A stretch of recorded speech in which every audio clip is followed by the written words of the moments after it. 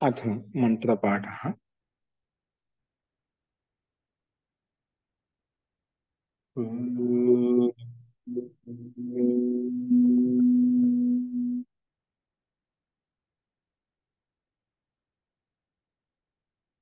सहनाववतु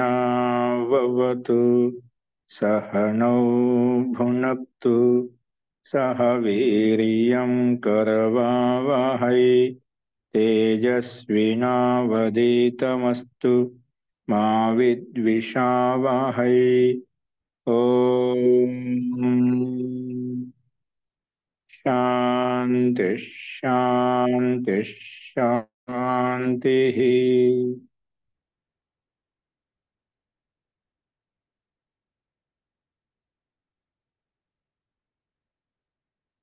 మహోదయ, ఇది కొంచెం సర్వేభ్యో నమః. విశేషంగా ఉంది మహోదయ. ఇప్పుడు మీరు చెప్తున్నది అందువల్ల నిన్నటిది చెప్పి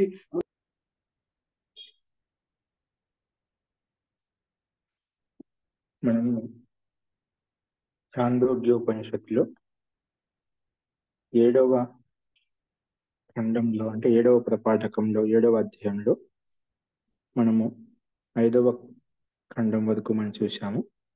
ఈరోజు 6వ ఖండం చెప్పుకుంటున్నాము. మనం క్రమంగా విషయాన్ని ప్రస్తావిస్తూ వస్తున్నాము.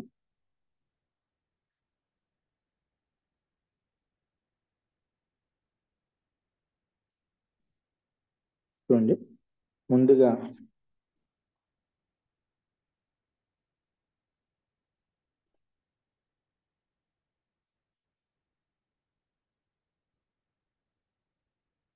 ఒక్కొక్క తత్వం యొక్క మహత్వం చెప్పుకుంటూ దేవర్షి నారదమునికి ఉపదేశిస్తున్నాడు. అందులో ముందుగా నామాన్ని జపించమని చెప్పాడు. అలాగే నామం తర్వాత వాక్కుకు ఉపాసన చేయమని చెప్పారు. ఆ వాక్కు కంటే శ్రేష్టమైన మనసు కంటే ముందు మనసు కూడా ఉపాసన చేయమని చెప్పారు. అంటే ఒక్కొక్క స్థాయిని దాటుకుంటూ ముందుకు వెళ్ళడానికి ఉపదేశిస్తున్నాడు దేవర్షి నారదమునికో. తర్వాత మన కంటే శ్రేష్టమైనది సంకల్పాన్ని బ్రహ్మగా భావించి ఉపాసన చెయ్యి. ఆ సంకల్పం కంటే కూడా చిత్తము శ్రేష్టమైనది కాబట్టి చిత్తం ఏదైతే ఉందో దాని చిత్తాన్ని బ్రహ్మగా భావించి ఉపాసన చెయ్యి. అలాగే చిత్తం కంటే శ్రేష్టమైనది ధ్యానము, ఆ ధ్యానానికి ఉపాసన చెయ్యి. అలాగా ఒక్కొక్క స్థాయిని దాటిస్తూ నారదమునికి ఉపదేశిస్తున్నాడు దేవర్షి. దేవర్షి అంటే ఇక్కడ మనకు సనత్ కుమార్ ఎవరైతే ఉన్నారో బ్రహ్మ యొక్క ఉపదేశాన్ని ఈ రకంగా ప్రస్తావిస్తూ ముందుకు వస్తున్నామట.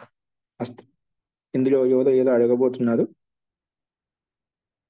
అది ఏంటో మనం అంతిమంలో చూద్దామండి. ఏదైనా సందేహం ఉంటే అది మీరు రాసి పెట్టుకోండి, అండర్లైన్ చేసుకోండి. అస్తు, చూడండి, ఈ 6వ ఖండం చూసి 6వ ఖండ ధ్యానం గురించి ఇక్కడ ప్రస్తావించబడుతుంది. ధ్యానం వావ చిత్తాత్ భూయో ధ్యాయతి ఇవ పృథివీ ధ్యాయతి ఇవ అంతరిక్షం ధ్యాయతీవ ద్యౌర్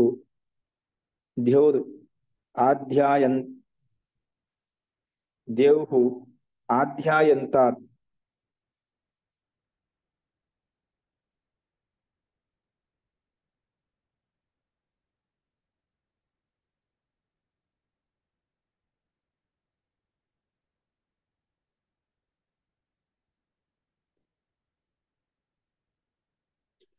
ధ్యాయంతాత్ ఇవ ఆపో ధ్యాయంతాద్ ఇవ పర్వతాః ధ్యాయంత ఇవ దేవమనుష్యాః తస్మాత్ య ఇహ మనుష్యానాం మహత్తాం ప్రాప్నువంతి ధ్యాన ఆపాదాం చ ఇవ ఏవ తే భవంతి అథ ఏ అల్పాః కలహినః పిశునాః ఉపవాదినః తే అథ ఏ ప్రభవో ధ్యాన ఆపాదాంశా ఇవ ఏవ తే భవంతి ధ్యానం ఉపాస్వ ఇది. అందుకే ఇక్కడ ధ్యానమే ఉపాసన చేయాలి. ధ్యానం వావ చిత్తాద్భూయః ధ్యాయతి ఇవ పృథివీ ధ్యాయతి ఇవ అంతరిక్షం ధ్యాయతి ఇవ ద్యౌః ధ్యాయంతి ఇవ ఆపః ధ్యాయంతి ఇవ పర్వతాః ధ్యాయంతి ఇవ దేవమనుష్యాః. ఎందుకంటే ఇవన్నీ కూడా అన్ని కూడా ధ్యానమే చేస్తున్నామట. కాబట్టి తస్మాత్ ఇహ మనుష్యానాం మహత్తాం ప్రాప్నువంతి తస్మాత్ ఇహ మనుష్యానాం మహత్తాం ప్రాప్నువంతి ధ్యాన ఆపాద అంశాః ధ్యాన ఆపాద అంశాః ఇవ ఏవ భవంతి ధ్యాన ఆపాద అంశాః ఇవ ఏవ భవంతి అథ ఏ అల్పాః కలహినః పిశునాః ఉపవాదినః తే అథ ఏ ప్రభవః ధ్యానాపాదంశాః ఇవ ధ్యాన ఆపాద అంశా ఇవ ఏవ భవంతి ధ్యానం ఉపాస్వ ఇది. అందుకే దేవర్షి ఈ రకంగా ఉపదేశించాడు. అంటే ధ్యానం కంటే ధ్యానమే చిత్తం కంటే శ్రేష్టమైంది, అంటే అనుభూతి కంటే శ్రేష్టమైంది. కాబట్టి మనకు ధ్యానమే చేయాలి. ధ్యానం అనేది ఒకే విధంగా ఉంటుంది. ఆ ధ్యానం ద్వారా వచ్చేటువంటి అనుభూతులు ఏవైతే ఉన్నాయో అనేకంగా ఉంటాయి. అంటే ధ్యానం అనేది అనేక విషయాల్లో చేయొచ్చు, కానీ చేయడానికి ప్రక్రియ ధ్యానం ఒకే విషయంలో చేయడం అనేది ఒకే విధంగా ఉంటుంది.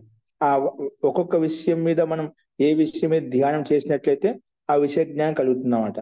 ధ్యానం ఒకటి, అనుభూతులు వేరు, విషయ జ్ఞానం భిన్న భిన్నంగా ఉంటుంది. కాబట్టి అనుభూతులు అనేకంగా ఉన్నప్పటికీ ధ్యానం మాత్రం ఒకటే ఉంటుంది. అందుకే ఇక్కడ ఏదైనా కానీ ఒక విషయం మీద అనుభూతి కలగడమే ధ్యానం అట. ఏదైనా ఒక విషయం మీద ఒక పటుత్వాన్ని సాధించి ఒక విషయంలో లీనం చేసుకోవడమే ధ్యానం. యోగ శాస్త్రంలో కూడా మనం ఏదో ఒక విషయంలో లీనం చేయడానికి కోసము రకరకాల విషయాలు చెప్పిన తర్వాత యథాభిమత ధ్యానార్థం అని చెప్పి ఏదో ఒక విషయం ముందు మనసు నిలబెట్టుకునే సామర్థ్యం రావాలి. అంటే ఏ విషయం మీద అప్పుడు మనకు స్థానాలు భిన్న భిన్నంగా చెప్పుకున్నాం ధ్యానం చేయడానికి. అక్కడే కూడా మనకు ప్రకృతి మధ్యలో కావచ్చు, బ్రహ్మరంధ్రంలో కావచ్చు, అలాగే హృదయస్థానంలో కావచ్చు, కంఠకూపంలో కావచ్చు, జిహ్వాగ్రంలో కావచ్చు, నాభి ప్రదేశంలో కావచ్చు, హృదయస్థానంలో కావచ్చు, రకరకాల స్థాన విశేషాలు ఉన్నాయి. ఇవి కాకుండా ఎవరైనా బహిర్ముఖంగా ఉండేటువంటి ఆలంబనలు కూడా ఉపయోగిస్తుంటామట. దీపాన్ని ఉపయోగించుకొచ్చి దీపం ద్వారా కానీ మూర్తి విశేషంలో కానీ ప్రతిమా విశేషంలో కానీ అలాగా ఒక్కొక్కరు ఒక విషయం మీద వారికి ఎక్కడ ఏ విధమైనటువంటి మనసు స్థిరంగా ఉండటానికి సౌకర్యం ఉంటుందో ఆ రకంగా ముందు మనసుని నిలబెట్టుకోని చెప్పారు. అలా చెప్పడంలో ఒక విషయమే ధ్యానం కలగడం వల్ల తదగత జ్ఞానం అంటే అక్కడ నిలబడటానికి శక్తి సామర్థ్యం మనకు కలుగుతాయి. ధ్యానం అంటే అక్కడ మనం ఒక విషయం నిలబడే శక్తి సామర్థ్యం వస్తుంది. అక్కడ నిలబడే శక్తి సామర్థ్యం వచ్చినప్పుడు ఏ విషయాన్ని మనం గ్రహించుకోవచ్చు, ఆ శక్తి సామర్థ్యం మనలో ఉత్పన్నం అవుతుందన్నమాట. అందుకే ఇక్కడ మనకు ఇవి అనుభూతి అనేది ఏదో ఒక విషయం మీద ఖచ్చితంగా కలగాలి. అది ఆ ధ్యాన స్థితిని మనం ఆ రకంగా సంపాదించుకోవాలి. అందుకే ఇవన్నీ వాటిని సంబోధిస్తూ ఇప్పుడు మనకు బ్రహ్మాండంలో కనిపించేటువంటి పదార్థాలు ఏవైతే ఉన్నాయో ఇవన్నీ ధ్యానమగ్నంగానే ఉన్నాయి. ఇవన్నీ కూడా ధ్యానమగ్నంలో ఉన్నాయి. అందుకే క్రమంగా చెప్తున్నాడు ఇక్కడ పృథివీ ధ్యాయతి ఇవ. పృథివీ నిజంగా అలా ఉంది, ధ్యానిస్తుంటే తన కర్తవ్య విషయంలో అంటే పృథివీగత గతి ఏతుందో, పృథ్వీగత పదార్థ విద్య ఏదైతే ఉందో అవి ఎక్కడ పరమాత్మ వ్యవస్థానుసారంగా ఎలా ఉండాలో అన్ని అలాగే నడుస్తున్నామట. మన పృథివీ ఏ రకమైన క్రియానుష్ఠానంతో యుక్తమై ఉందో అదే అనుష్ఠానం చేస్తుంది. పృథివీ గత గతి ఏదైతుందో పృథ్వీగత గతికి విపరీతంగా ఎప్పుడు ఏం చేయడం లేదన్నమాట. పృథివీ ఏ రకమైనటువంటి గతి నివారణం అన్ని కాలాల్లో కూడా, ఇప్పుడే కాకుండా గత కాలంలో కూడా, ప్రాచీన కాలంలో కూడా పృథివీ ఎలా ఉందో ఇప్పుడు అదే విధంగా కర్మ చేస్తుంది. ఆ పృథివీ ద్వారా పరమాత్మ వ్యవస్థ ద్వారా ఏదైతే వ్యవస్థ మనం కల్పించామో అవే వస్తువులు ఉత్పన్నం అవుతున్నాయి. అందుకే పృథివీ ఒక ధ్యానమగ్నంగా ఉంది. అంతరిక్షం కూడా అలాగే ధ్యాయతీవ దేవు, దేవులోకం కూడా అదేవిధంగా ధ్యానిస్తూ ఉన్నట్టుగా కనిపిస్తుంది. అలాగే ధ్యాయంత ఇవ ఆపహ, జల మహాభూతం కూడా తన పదార్థం యొక్క విద్య, పదార్థం రహస్యం అయితే ఉందో అది కూడా ధ్యానిస్తున్నట్లుగా మనకు కనిపిస్తుంది. అంటే పంచమహాభూతాలు ఏవైతే ఉన్నాయో, పంచమహాభూతాల గతివిధి ఏదైతే ఉందో అది పరమాత్మ వ్యవస్థ అదే విధంగా ఉన్నాయి. ఎటువంటి మార్పు కనిపించలేదు. అది సమస్త ప్రాణుల పట్ల, సమస్త బ్రహ్మాండ పట్ల, సమస్త జీవుల పట్ల ఒకే రకమైనటువంటి గతివిధి కనిపిస్తుంది. అందుకే ఇక్కడ అన్ని కూడా జలము, అలాగే పర్వతాలు కూడా ధ్యానిస్తున్నాయి, దేవతలు కూడా ధ్యానిస్తున్నారు. అదేవిధంగా మనుషులు కూడా తన తన కర్తవ్య కర్మల్లో మనము ఏదో ఒక విషయం ధ్యానిస్తూనే ఉన్నాం. అంటే ఏదో ఒక విషయం లీనమై ఉన్నాం. ప్రతి ఒక్కరు కూడా ప్రతి సామర్థ్యం కలిగిన వాళ్ళు ఎక్కువగా దాంట్లో పూర్తిగా అందులో లీనమంటారు. ఒకే విషయం మీద ఓతప్రోతమై ఉంటారు. అది అంతిమ వరకు వాళ్ళకి జీవన సమాప్తి వరకు అదే విషయం మీద లీనమై అదే విషయాన్ని పనిచేస్తూ ఉంటారన్నమాట. అలాగే అంతరిక్షం కావచ్చు, ద్విలోకం కావచ్చు, జల మహాభూతం, పర్వతాలు, దేవతలు, మనుషులు, ఇలాగ అందరూ కూడా ధ్యానమగ్నంగా ఉన్నారు. అలాగే అందరూ కూడా దాంట్లో మనుషులు అన్నప్పుడు నరనాదులు అంటే స్త్రీలు మొత్తం కూడా ఇదే రకంగా ధ్యానం యుక్తమై కర్మలు చేస్తున్నారు. అంటే ఆ మహత్తును పొంది ఉన్నారు.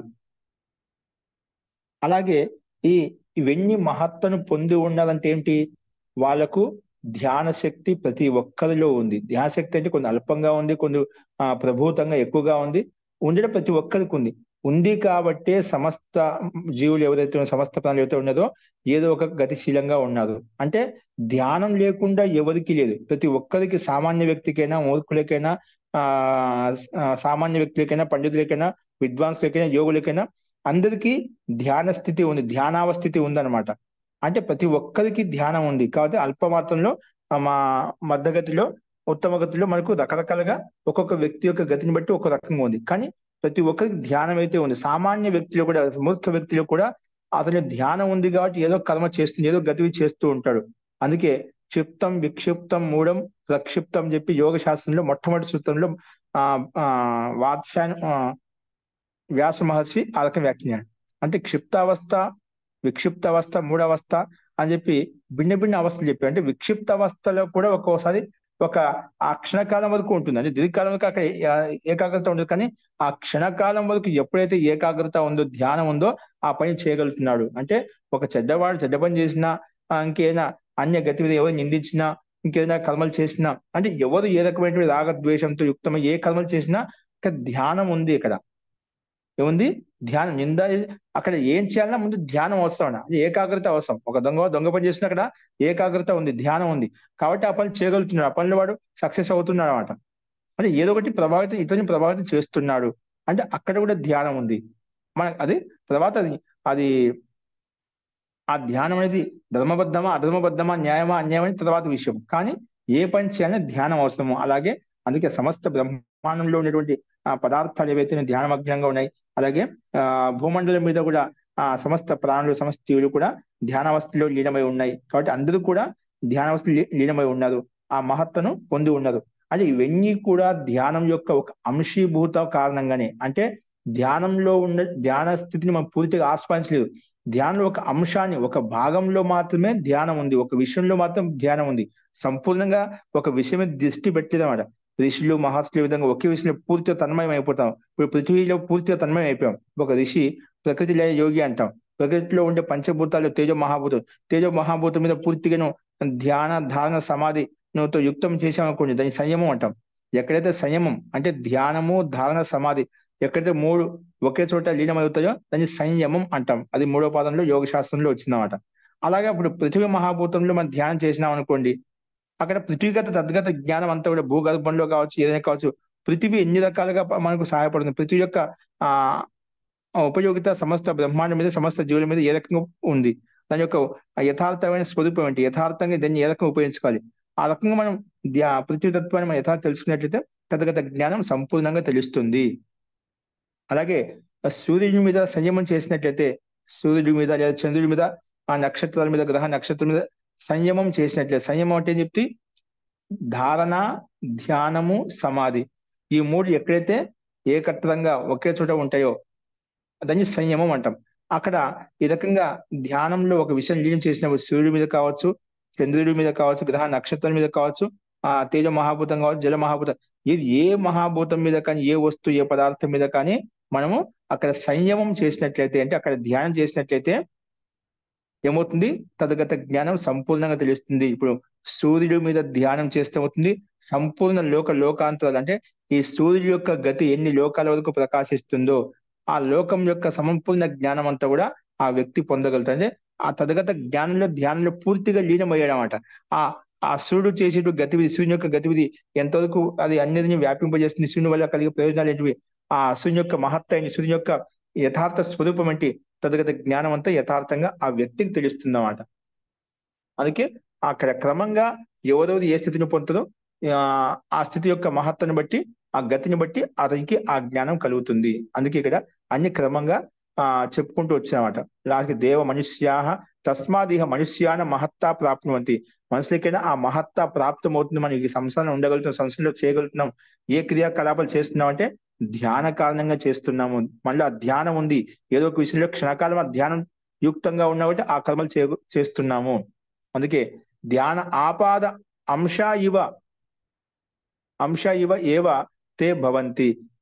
ధ్యానికి ఆపాద ఒక అంశీభూతంలో మాత్రం మనం పొందగలుగుతున్నాం. పూర్తిగా విషయం లేనివైతే దాంట్లో ఇంకెక్కడికి వెళ్ళిపోతామట. ధ్యాన ఆపాద అంశ ఇవ ఏవ తే భవంతి.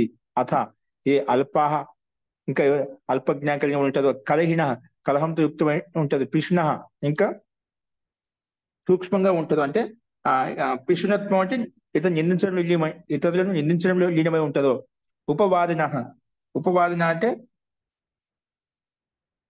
ప్రత్యక్షంగా నిందించే వాళ్ళమాట, ప్రత్యక్షంగా దగ్గర ఉండి నిందించే వాళ్ళమాట. ఏ ప్రభువో ధ్యాన ఆపాద అంశ, వీళ్ళందరూ కూడా ఎవరైతే ఏ స్థితిలో ఉండి వాళ్ళు అల్ప జ్ఞానంతో, అల్ప బుద్ధితో, అల్ప సామర్థ్యంతో ఉండి ఎవరైతే నిందిస్తున్నారో, భిన్న రకాలుగా ఇతరులను ప్రభావం చేస్తుందో, అవన్నీ కూడా ధ్యాన కారణంగా, ధ్యాన సామర్థ్య కారణంగానే, ధ్యానంలో ఒక అంశీభూత కారణంగానే ఇవన్నీ చేయగలుగుతున్నారు. అందుకే ధ్యాన ఆపాద అంశ ఇవ తే భవంతి. అందుకే నువ్వు ధ్యానమే అన్నిటికీ శ్రేష్టమైంది. కాబట్టి ఏ నారద్, నువ్వు ధ్యానమే బ్రహ్మగా భావించి ధ్యానం ఉపాస్వ ఇది, ధ్యానం ఉపాసన చెయ్యి అని చెప్పి ఇక్కడ మనకు ఈ రకంగా మంత్రాంశాలు చెప్పుకున్నాను. కాబట్టి మనకు కనిపించే బ్రహ్మాండంలో కనిపించే అంతరిక్షము, దేవు జలము, పర్వతాలు, దేవ మనుషులంతా కూడా ధ్యానమగ్నంగా ఉన్నారు. ఓకేనా? ఇక్కడ వీళ్ళంతా కూడా ఎవరు ధ్యానమగ్నంగా ఉన్నారు.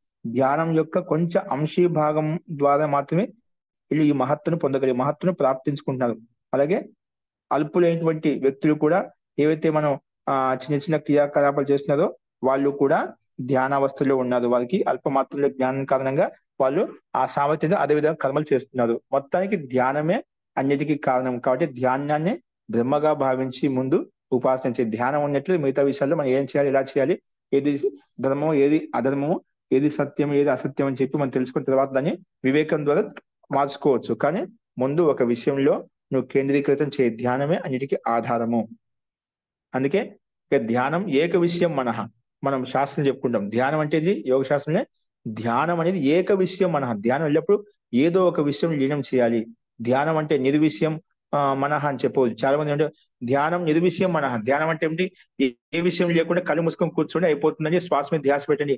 అది కొంతవరకు నీకు గతిని ఇస్తుంది, కొంతవరకు మనశ్శాంతి ఇస్తుంది. దాని యొక్క గతి చాలా సూక్ష్మమైందన్నమాట. ఠీకే, కొంతవరకు నీకు మనశ్శాంతి కలుగుతుంది. అన్ని విషయాలు పక్కన పెట్టావు, శ్వాస మీద ధ్యాస పెట్టావు, ఏమవుతుంది, నువ్వు దాని యొక్క గతి ఎంత ఉందో అంతవరకు వెళ్తావు. ఇప్పుడు మనం ఒక్కొక్క విషయాన్ని చూసుకుని వస్తాం. ఏ దానికి ఎంత సామర్థ్యం ఉందో, ఎంత గతి ఉందో అంతవరకు వెళ్ళగలుగుతాం. ఏం ఆలోచన లేకుండా అక్కడ నిలబడిపోయాం. ఇంకా మనకి అక్కడ మనసుకి ఏం పని పెట్టలేమాట. ఒకదాని నుంచి ఒక శ్రేష్టత్వం కలిగి ఉందన్నమాట. ఏం చేయకుండా గతి విధంగా నిర్వీర్యంగా శూన్యంగా అలా కూర్చొని పోయాం అంతే. ఏంటి అంటే మనం పని పెట్టలేదు. ఆత్మ కూడా ఏం పని పెట్టలేమంట. ఆత్మ జ్ఞాన స్వరూపంతో యుక్తమే ఉంది కదా.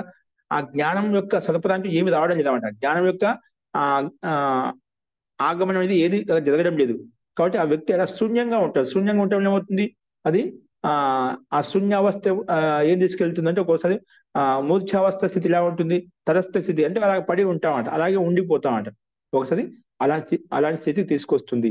అంటే సామాన్య స్థితిలో ఉన్నప్పుడు ఎక్కువ చాంచల్యంగా టెన్షన్ లో తనావగ్రస్తుడై ఉన్నాడు, అత్యంత బాధయుక్తమై ఉన్నాడు అనుకోండి. అప్పుడు ఏమి చేయకుండా కొంచెం రిలాక్స్ అయిపోయాం అనుకోండి, అది నీకు కొంచెం తృప్తిని కలిగిస్తుంది, మనశ్శాంతిని కలిగిస్తుంది అన్నమాట. అది నీకు అలా అనిపిస్తుంది. వాస్తవంగా యథార్థ స్వరూపం అది కాదు. యథార్థ స్వరూపంలో మనకు గతిశీలంగా ఉండాలి. మన వివేకము యథార్థంగా పని చేయాలి. మనం చేయాల్సిన కర్తవ్య కర్మలు ఏవైతే ఉన్నాయో ప్రతి కర్మలో ముందుండాలి, సమాజంలో ముందుండాలి, ఆత్మిక ఉన్నతిలో భౌతిక ఉన్నతిలో ముందుండాలి. అంటేనా మనం ఏదో ఒక విషయంలో మనం మన మనసును కేంద్రీకరించే విధంగా మనం ఉండాలి. ఆ రకంగా ఒక విషయం మీద యథార్థ స్వరూపం తెలుసుకునే విధంగా ఉండాలి. అప్పుడు మాత్రమే అది మనకు గతిశీలంగా ఉంటూ ఇನ್ನು ముందు తీసుకెళ్తుంది. అంటే అలాగే మనం నిర్విషయం మనహ అని చెప్పి ధ్యానం నిర్విషయం మనహ అని చెప్పి మనం ధ్యానంలో అలాగే ఉన్నట్లయితే, అంటే కళ్ళు మూసుకొని శ్వాస ధ్యాస పెట్టినట్లయితే అది నీకు కొంత గతిని మాత్రమే ఇస్తుంది, కొంచెం రిలాక్స్ ఇస్తుంది, అంతవరకు మాత్రమే. ఏదో బాగా ఎండలో వెళ్తూ ఉన్నాడు, తీవ్రంగా ఎండ ఉంది, అక్కడ ఒక చెట్టు కనిపిస్తే ఏమొస్తుంది, ఆ చెట్టు యొక్క నీడ కనిపిస్తే అదే పూర్తిగా ఏం కాదు, అది పూర్తిగా నీడతో యుక్తమే లేదు, ఒక చిన్న చెట్టు. ఆ చిన్న చెట్టు కింద కూర్చొని ఏదో కాసేపు మనం అంటే కొంచెం తృప్తిని పొందినట్లుగా అనిపిస్తుంది అన్నమాట. అది కొంచెం మనశ్శాంతి ఇచ్చినట్లు అవుతుంది, కొంచెం రిలాక్స్ అయినట్టు అనిపిస్తుంది అన్నమాట. కానీ యథార్థ స్వరూపం అది కాదు. ధ్యాన స్థితిని ఇంకా పొందడానికి, దాని యొక్క సామర్థ్యాన్ని పొందడానికి ఇంకా చాలా ఉంది. కాబట్టి అది ఒక అంశీభూతమే, దానివల్ల కొంచెం ఉపలబ్ధి కలుగుతుంది. ఆ కొంచెం ఉపలబ్ధిలో మనం సంతుష్టిగా ఉండకూడదు, దాన్ని దాటుకుంటూ ఒక్కొక్క స్టెప్ దాటుకుని ముందుకు వెళ్ళాలి. కాబట్టి అది కొంతవరకు సహాయంగా తీసుకుని దాన్ని ఆ రకంగా నిర్విషయం అని చెప్పి పూర్తిగా మనసు అటు ఇటు పరిగెడుతున్నప్పుడు కాసేపు రిలాక్స్ అయ్యి మన శ్వాసను నీ కంట్రోల్లో పెట్టుకున్నావంటే, నీ ఆధీనంలో, నీ సంయమంలో పెట్టుకున్నావు అనుకో, తీవ్రగతిగా కలుగుతున్నప్పుడు మనకు అస్తవ్యస్తంగా ఉంటుంది. మన శ్వాస ప్రశ్వాస యొక్క గతి శాంతమయ్యేంత వరకు మనం ముందుగా అలాగే ఉండాలి, మనశ్శాంతి కొంచెం రిలాక్స్ అవ్వాలి, అప్పుడు శ్వాస మీద ధ్యాస పెట్టాలి. ఎప్పుడైతే నీ శ్వాస ప్రశ్వాస యొక్క గతి లయబద్ధం అవుతుందో, లయబద్ధం అవుతుందంటే నీకు శ్వాస తీసుకున్నప్పుడైనా శ్వాస వదిలినప్పుడైనా ఒక సమాన గతి ఉంటుందన్నమాట. దాంట్లో ఎక్కువ తీసుకోవడం, ఎక్కువ వదలటం, లేదా ఎక్కువ వదలటం, ఎక్కువ తీసుకోవడం అలా చేస్తూ ఉంటాం. అంటే సమస్థితిలో ఉండదు అన్నమాట, సమాన అవస్థలో ఉండదు. మన యొక్క శ్వాస ప్రశ్వాస యొక్క గతిని మనం ఒక ఆ సమాన స్థితి వచ్చేంత వరకు మనం అలా కొంచెం రిలాక్స్ గా ఉండొచ్చు అన్నమాట.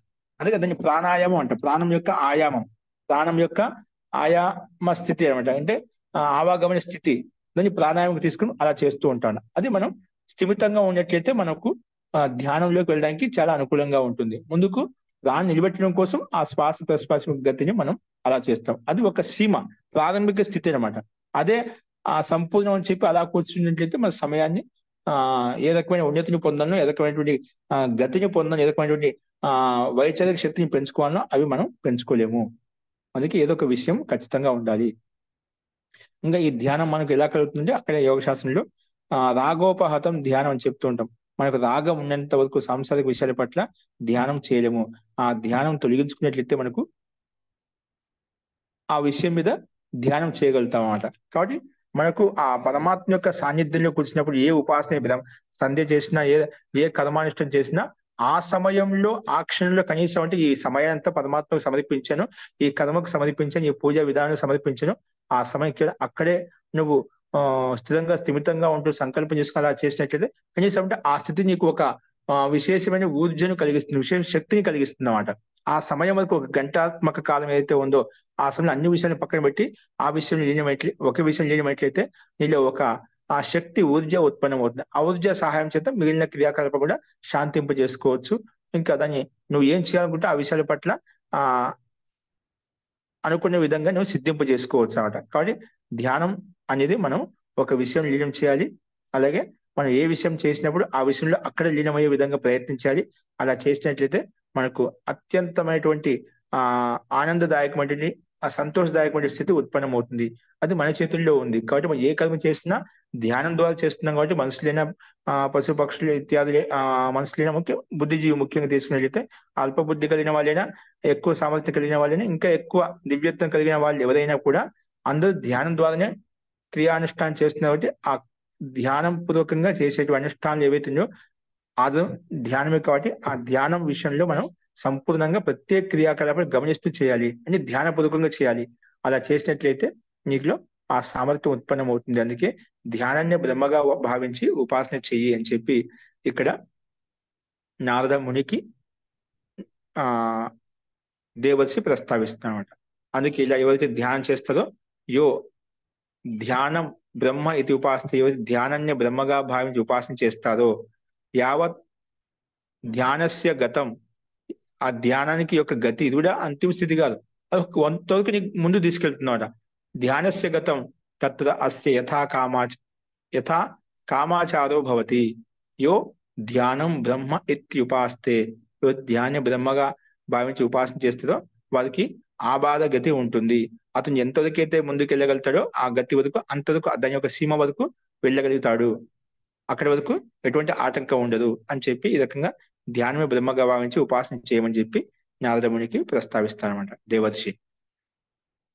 అలా అడిగిన తర్వాత చెప్పిన తర్వాత అస్తి భగవద్ ధ్యానాత్ భూయ ఇది, ధ్యానం కంటే కూడా శ్రేష్టమైనది ఏదైనా ఉందా అంటే అప్పుడు మళ్ళీ ధ్యానాత్ భావ భూయ అస్తి, ధ్యానం కంటే కూడా శ్రేష్టమైనది ఇంకోటి ఉంది ఏంటంటే తత్మే భగవాన్ భగవాన్ బ్రవీతు ఇతు భగవాన్ బ్రవీతు ఇది. అయితే హే భగవాన్ ముందుగా నాకు అది కూడా ఉపదేశించు. ఈ ధ్యానం తర్వాత నెక్స్ట్ స్టెప్, నెక్స్ట్ స్థానం, నెక్స్ట్ అవస్థ ఏంటంటే ఆ విషయాన్ని నాకు ప్రస్తావించు అని చెప్పి వినమ్రతాపూర్వకంగా ఆ రకంగా సంబోధిస్తాడనమాట. ఈ రకంగా షష్ఠ ఖండం మనం చూసాం.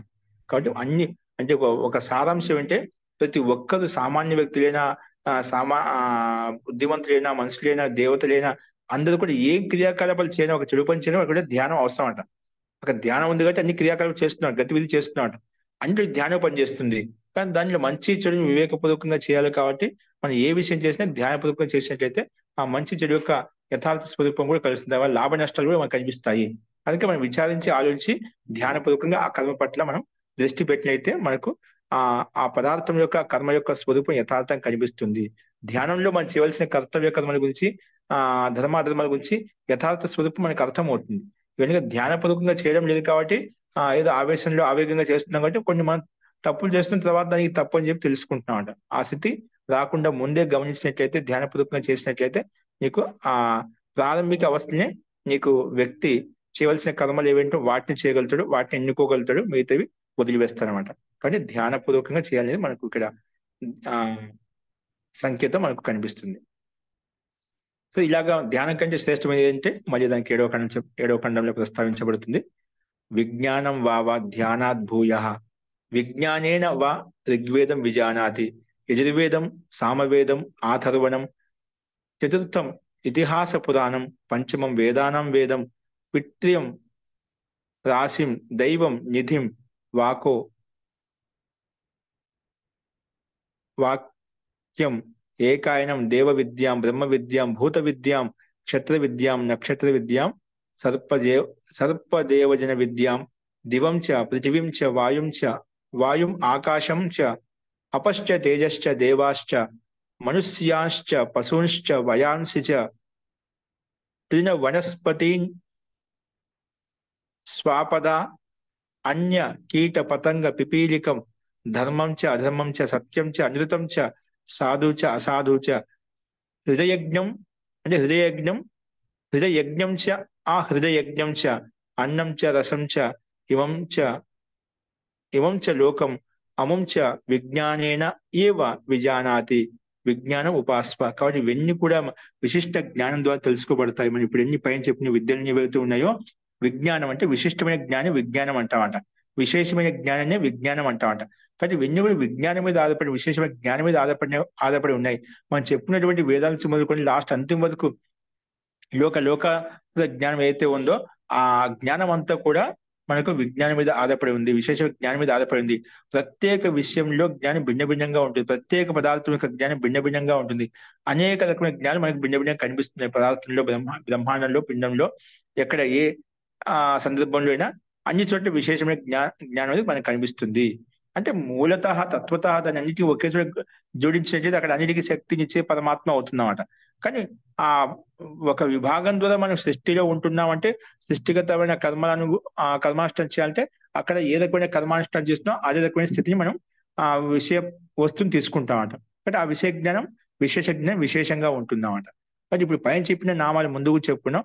వీటన్నిటి యొక్క జ్ఞానము ఎలా కలుగుతుందంటే విజ్ఞానేన ఏవ విజానతి, విజ్ఞానం ద్వారా వీటిని తెలుసుకోగలుగుతాడు. అందుకే విజ్ఞానం ఉపాస్వ ఇది. ఎందుకంటే విజ్ఞానం వావ ధ్యానాత్ భూయ, ధ్యానం కంటే విజ్ఞానమే విశేషమైనది. ఆ విశిష్టమైన జ్ఞానం ఉన్నప్పుడు నువ్వు ధ్యానం కూడా చేయగలుగుతావు. ఇదే జ్ఞానం లేకపోతే ధ్యానం ఏం చదువుతావు? ఇదే జ్ఞానం ఉంటే కర్మ చేయగలుగుతావు. ఈ కర్మ ఎలా చేయాలి, ఏ విధంగా చేయాలి తెలుస్తున్నాడు. ఆ విశేషమైన జ్ఞానమే లేకపోతే ఏం చేయగలుగుతావు? ఇప్పుడు చాలా మంది అది అంటుంటారు, నేను ధ్యానం చేస్తున్నా ఏం చేయాలి, కళ్ళు మూసుకొని ఆ టైం వేస్ట్ చేసేకూడదు, ఏదైనా పని చేసుకోవచ్చు కదా అని కూడా అంటుంటాం. అంటే మనం సరిగ్గా చేయమని అలా కూర్చున్న కాలక్షేమం చేస్తుంటామంట. నిజంగా ధ్యానం చేసినట్లయితే వ్యక్తిలో పరివర్తన వస్తుంది, వ్యక్తిలో మార్పు వస్తుంది, వ్యక్తిలో అనేక రకాలైనటువంటి ఒక ఆకర్షణీయ శక్తి ఉత్పన్నం అవుతున్నామంట. నిజంగా మనం ఆ రకంగా మనం ధ్యానావస్థితిలో లీనమై చేస్తున్నామంటే ఆ వ్యక్తి యొక్క నడవడిక, వ్యక్తి యొక్క క్రియాకలాపాలన్నీ కూడా వ్యవస్థితంగా ఉంటాయి, ధ్యానబద్ధంగా ఉంటాయి. ఏమి చేయాలో, ఎలా చేయాలో, ఏ విధంగా చేయాలో, ఎవరితో ఎలా ఉండాలనో అన్ని కూడా ధ్యానపూర్వకంగా చెప్తామట. అక్కడ యథార్థమైన మతి, ఆ సత్వగుణయుక్తమైన మతి పనిచేస్తుంది. ఇవన్నీ మనకు పనిచేయడంలో అనుకోండి, అవన్నీ మనకు ధ్యానంలో మనం మనసు స్థిరంగా కేంద్రీకరించడం లేదు. ఆ రకంగా మనకు ఎందుకంటే మన ఆత్మ, జీవాత్మ సత్య అసత్యం తెలిసిందన్నమాట. ఆ జీవాత్మ పరమాత్మను వ్యాపించడు అన్ని బోధిస్తున్నామట. కానీ వాటి యొక్క సంకేతాన్ని మనం అర్థం చేసుకోలేకపోతున్నామంటే మన ధ్యాన స్థితి మనం ఇంకా పూర్తిగా లీనం కావడం లేదు, ధ్యానంలో లీనం కావడం లేదు. అందుకే ధ్యానం చేసి పక్కనకి వచ్చేసాం. ఇంకా మనం పక్క వాళ్ళని ఏం చేస్తుంటే, నేను 2-3 గంటలు ధ్యానం చేశాను అని పక్క వాడికి ధ్యానం చేయలేని చెప్పి మనం వాడిని దాన్ని ఉపదేశించని చెప్తూ ఉంటాడు. ధ్యానం చేసుకోవచ్చుగా, ఇలా చేసుకోవచ్చు, అలా చేసుకోవచ్చుగా. అలాగా మనం ఉపదేశిస్తూ ఉంటామట. నువ్వు 1 రోజు, 2 రోజులు, వారం రోజులు, 10 రోజులు చేసి నేను ఇలా కంటిన్యూగా చేస్తున్నావు అనుకుందాం. అలా చేసి మనం ఇలా చేయొచ్చు, అలా చేయొచ్చే కాదు. నిజంగా నువ్వు ఇలా చేస్తూ కంటిన్యూగా చేస్తూ ఉన్నావంటే నీ యొక్క ప్రభావం చెప్పకుండా నీ యొక్క నియమాన్ని బట్టి, నీ యొక్క గతివిధిని బట్టి ఎదుటి వ్యక్తి మారిపోతాడన్నమాట. ఈ టైం ఏంటంటే ఆటోమేటిక్ గా మన కర్తవ్య కర్మ లీనమైపోతున్నామంటే ఆ సందేశం ఏం మాట్లాడకుండా మనం ఇలా ఉండాలి, ఈ విధంగా ఉండాలి అని చెప్పి సంకేతం నేను చూడగానే మౌనంగా ఉంటూ కూడా ఆ వ్యక్తిని చూసి మారిపోతాడు, నీ ప్రవర్తన చూసి మారిపోతాడు. మనకు సమస్త ప్రాణుల పట్ల సమాన భావన రావాలి. మనకు ధ్యానం చేసిన తర్వాత సమస్త జీవుల పట్ల మనకు సమస్థితి రావడం లేదు, సమానమైన భావన రావడం లేదంటే మనము అక్కడ ఏదో భేదపూర్వకం చూస్తున్నాం, భిన్నంగా చూస్తున్నాం. నేను ధ్యానం చేస్తున్నాను, వీళ్ళు చేయడం లేదు అంటే వీళ్ళు నాకంటే ఏం తెలియదు, అసలు ఏదో సంసార మాయలో ఉన్నారు అని ఏదో ఒక భిన్నంగా మనల్ని విశేషంగా చూసుకుంటూ పక్క వాళ్ళను వ్యతిరేకంగా చూస్తుంటామట. అంటే మనం ఏదో పెద్ద గొప్ప వాళ్ళం ఏమిటూ మనం ఏదో బాగా చేసినట్టు అలా అని ఇతరులను మనం కొంచెం సామాన్య స్థితిలో చూస్తామంట. అంటే నిన్ను వేరుగా చూస్తావు, వాళ్ళని వేరుగా చూస్తామంట. అలాంటి భేదభావనకు రాదు. నువ్వు కర్మ చేసుకుని నీ కర్మాష్టం, నీ సంస్కారం నీది, పక్కవాడి సంస్కారం పక్కవాడి. కానీ నువ్వు సమాజంలో ఉంటున్నావంటే పరస్పరం సంయోగం, సహకారం చేత ఈ సంసారం నడుస్తుంది. కాబట్టి వారి పట్ల ఎలా ఉండాలో, ఏ విధంగా ఉండాలో, ఏ రకమైనటువంటి మర్యాద పూర్వకంగా ఉండాలో, ఏ రకమైన కర్తవ్య కర్మలు చేయాలో ఆ కర్తవ్య కర్మ నిర్వర్తించాలి. ఎదుటి వాళ్ళ పట్ల ఈ వ్యక్తి ఇలా ఉన్నాడు, అలా ఉన్నాడు అని చెప్పి నీకు అవన్నీ వస్తాయి. వ్యక్తిగత కర్మకు వారి వ్యక్తిగత బాధ్యత. కానీ నీవు నీ కర్తవ్యం పట్ల అతనితో మనకు సంపర్కం, అతనితో సంబంధం ఉంది. సంబంధం ఉన్నప్పుడు ఎవరైనా కూడా వారితో మన వ్యవహారం ఎలా ఉండాలి, ఆ వ్యవహారం మనకు పద్ధతిగా ఉండాలి, వ్యవస్థితంగా ఉండాలి. ఎలా చేయాలో ఆ వ్యక్తి యొక్క స్వభావాన్ని బట్టి, వ్యక్తి యొక్క స్థాయిని బట్టి, వ్యక్తి యొక్క ఎవరికి ఏ గౌరవం ఇవ్వాలో, ఏ రకమైనటువంటి సత్కరించాలో, ఆ వ్యక్తిని గౌరవించాలో, రెస్పెక్ట్ అయినా ఆ రకంగా మనం అతన్ని వ్యవహరించాలి. అతను ఏంటి వ్యక్తిగత నిర్ణయం మనకు, నీ పట్ల నీ వ్యవహారం అతని పట్ల ఎలా ఉండాలి, ఆ వ్యవహారం మనకు మనం యథార్థంగా చేసినట్లయితే అలాగా మన మీద మనకు సంయమం కలుగుతుందన్నమాట. మన మీద సంయమం కలగాలి. ప్రత్యేక ప్రాణి పట్ల, సమస్త ప్రాణి పట్ల సమాన భావనతో వ్యవహరించాలి. అలాంటి సమాన భావనాత్మక వ్యవహారం సమస్త ప్రాణుల పట్ల, సమస్త జీవుల పట్ల కలుగుతుంది అంటే మనం ధ్యానంలో ఒక్కొక్క మెట్టు పైకి వెళ్తుందని తెలుస్తుందన్నమాట. నీకు వ్యక్తి పట్ల ఎలా ఉండాలో, ఏ విధంగా ఉండాలో మనం తెలియకపోతే, ప్రేమపూర్వకంగా అనే భావన తెలియకపోతే ఏమవుతుందంటే మనం అక్కడ ధ్యానావస్థితం లేవడం అన్నమాట. అంటే ఏదో స్వార్థంతో చేస్తున్నాం, ఏదో చేస్తున్నాం, మన కోసం చేస్తున్నాం, అది అలాగే ఉంటుందన్నమాట. నీకు మార్పు అనేది కనిపించదు. అలా మార్పు రావాలి. ప్రతి నిత్యంలో నీలో జ్ఞానం అనే యొక్క స్థితి, విజ్ఞానం యొక్క స్థితి పెరుగుతూ ఉండాలి, విశేష జ్ఞాన స్థితి పెరుగుతుండాలి. ఏదో ఇలా చేశాను, ఏదో ఇలా కాదు, ఇలా చేయాలి, ఇలా చేయాలి, అలా ఉత్తరోత్తరంగా ఒక్కొక్క మెట్టు ముందుకు వెళ్ళాలి. కానీ మనకి ఎన్నిక రాకూడదు. ముందుకెళ్ళి ఎన్నిక వస్తున్నామంటే అక్కడ మనం ఆ స్థితిని మనం పూర్తిగా ఆస్వాదించడం లేదు, ఆ స్థితిని మనం పొందడం లేదు.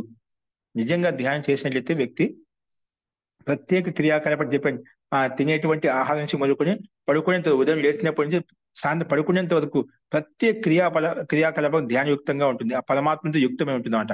అంటే ధ్యాన స్థితంగానే ఉంటాడు అన్నమాట. నడిచినా, కూర్చున్నా, మాట్లాడినా, తిన్నా, పడుకోవడానికి ఒక భంగిమ కూడా ఒకది ధ్యానావస్థితంగా ఉంటుంది అన్నమాట. నువ్వు పడుకునే శైలి కూడా ఎలా ఉంటుందంటే ధ్యానబద్ధంగా ఉంటుంది. కూర్చునే శైలి ఎలా ఉంటుంది, ధ్యానయుక్తంగా ఉంటుంది. అంటే చూడండి, ఆకర్షణీయంగా ఉంటుంది. ఎక్కడ ఎలా ఉండాలో, ఏ సభా మండపం ఎలా ఉండాలో, ఏ స్థానంలో ఎలా ఉండాలో అన్ని కూడా నీకు వ్యవస్థీకరణ చేస్తుంది. ఇక్కడ ఎవరు ఉండాలండి, ఏమవుతుంది, ఎలా కూర్చుంటే ఏమవుతుంది, ఎలా పడుకుంటే ఏమవుతుంది అని ఉండమాట. ప్రతిదీ కూడా వ్యవస్థితంగా ఉండాలి, ప్రతిదీ కూడా నీట్గా ఉండాలి, ప్రతిదీ కూడా శుద్ధంగా ఉండాలి, స్వచ్ఛంగా ఉండాలి, నిర్మలంగా ఉండాలి. ప్రతిదీ కూడా అక్కడ ఉండే వాతావరణం కావచ్చు, వస్తువు కావచ్చు, పదార్థం కావచ్చు, అది మకానం కావచ్చు, నువ్వు స్థాన విశేషం కావచ్చు, ఎక్కడ పోయినా కూడా అంతా అతనికి వ్యవస్థితంగానే కనిపిస్తున్నాడు, వ్యవస్థితంగా చూస్తాడనమాట. ఏ వస్తువు ఎక్కడ ఉండాలో, ఏ పదార్థం ఎక్కడ ఉండాలో, ఎవరు ఎక్కడ ఉండాలో, ఎవరికి ఏ రకంగా ఎవరితో ఏ రకంగా వ్యవహరించాలో, అలా ప్రతిదీ కూడా ఆ రకంగా మనం గమనిస్తూ చేసినట్లయితే నిజంగా మనం అంతర్ముఖంగా ప్రవేశిస్తాం, పరమాత్మ దగ్గర అవుతాం. అలాగే ఆ విశేష జ్ఞానం పొందగలుగుతాం. ఇవన్నీ చదువుకున్న ఇలాంటి విశేష జ్ఞానం, చిన్న చిన్న విషయాలు మన దృష్టి వెళ్ళడం లేదంటే మనం రకమైన జ్ఞాన స్థితి, విశేష జ్ఞాన స్థితి మనం కలగడం లేదు. సామాన్యంగా ఉంటాం, అంశీభూతంగా తెలుసుకున్న అంశీభూతంగా కర్మ చేసుకుంటూ పోతున్నాం అంటే మనం అంశీభూతంగానే ఉంటాం, సంపూర్ణంగా ఎప్పుడు కాలం. అంశీభూతంలో ఉండి ఒక మూలన ఉంటూ, ఒక భాగాన్ని ఉంటూ, దాని యొక్క సామర్థ్యం గతి ఎంత ఉందో ఆ గతి యొక్క ఆనందం ఎంత అంతే పొందుతూ ఉంటాం. అల్పంగా ఉంటాం, అల్పంగానే ముందుకు వెళ్తూ ఉంటాం. అది కాదు, అందుకే ఒక్కొక్క స్థానం దాటుకుంటూ వెళ్ళాలంటే మన విశిష్టమైన జ్ఞానాన్ని మనం పెంచుకోవాలి. అందుకే విజ్ఞానేన ఏవ విజానాతి విజ్ఞానం ఉపాస్వైతి. అందుకే విజ్ఞానమే, విశేష జ్ఞానమే అన్నిటికీ ఆధారము.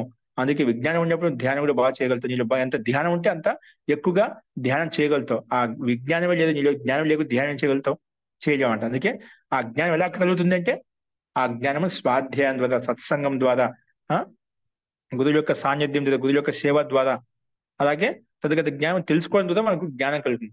ఎంతైతే మన దగ్గర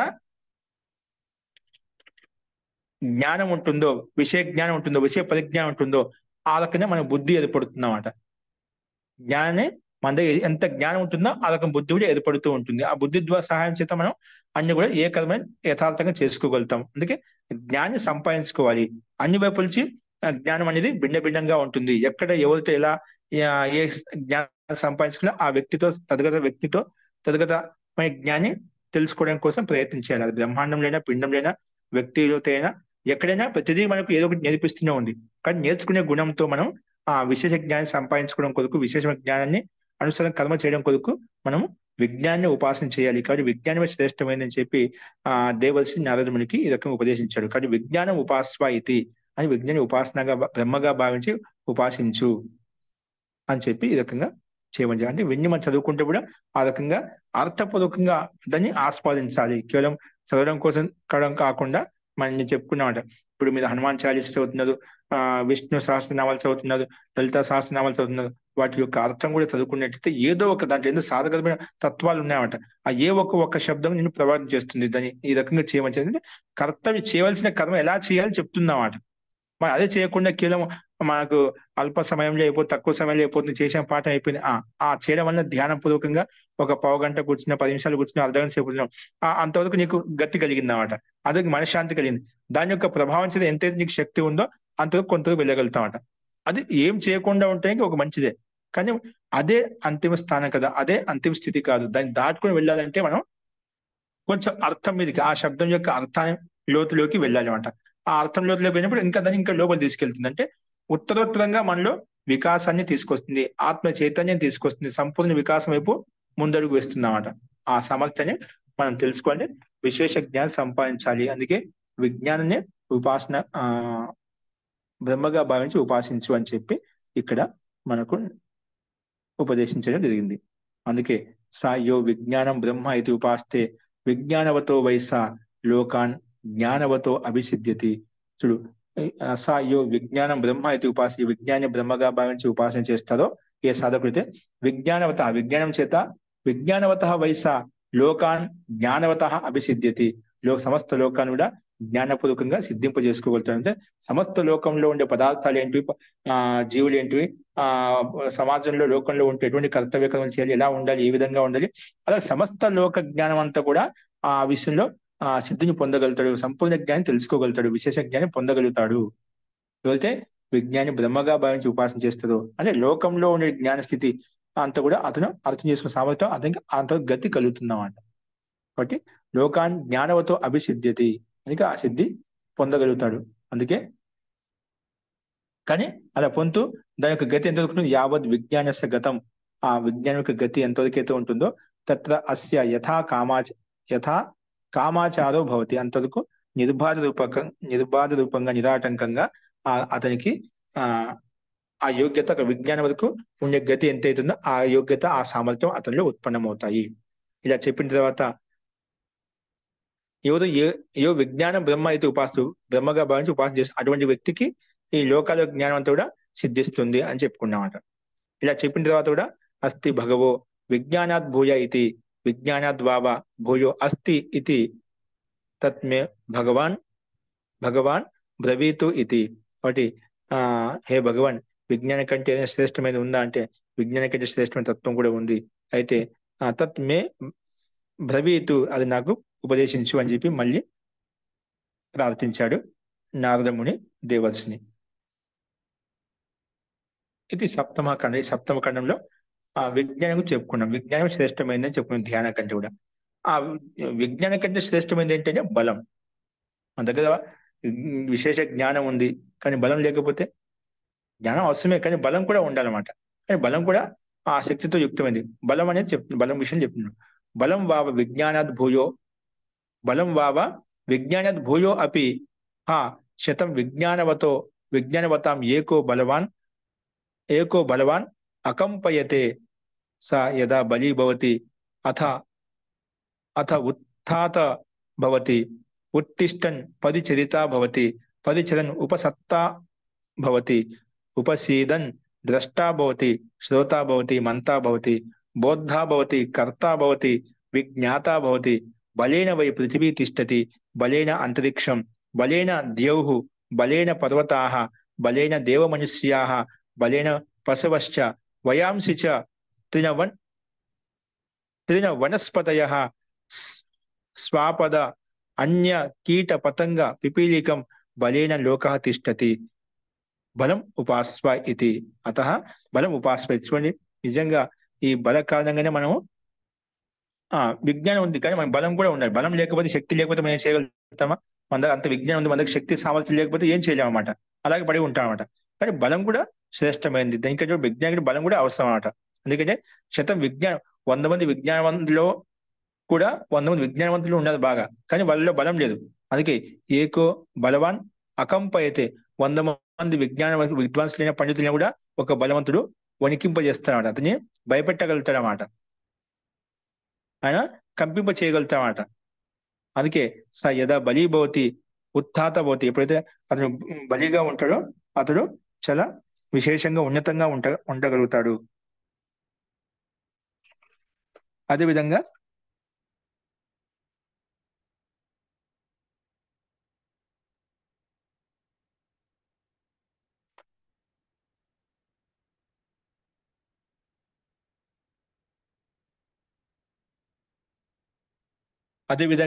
యథా బలి భవతి ఉత్థాత భవతి, అతను లేచి నిలబడగలుగుతామట, లేచి నిలబడగలుగుతాడు. అలాగే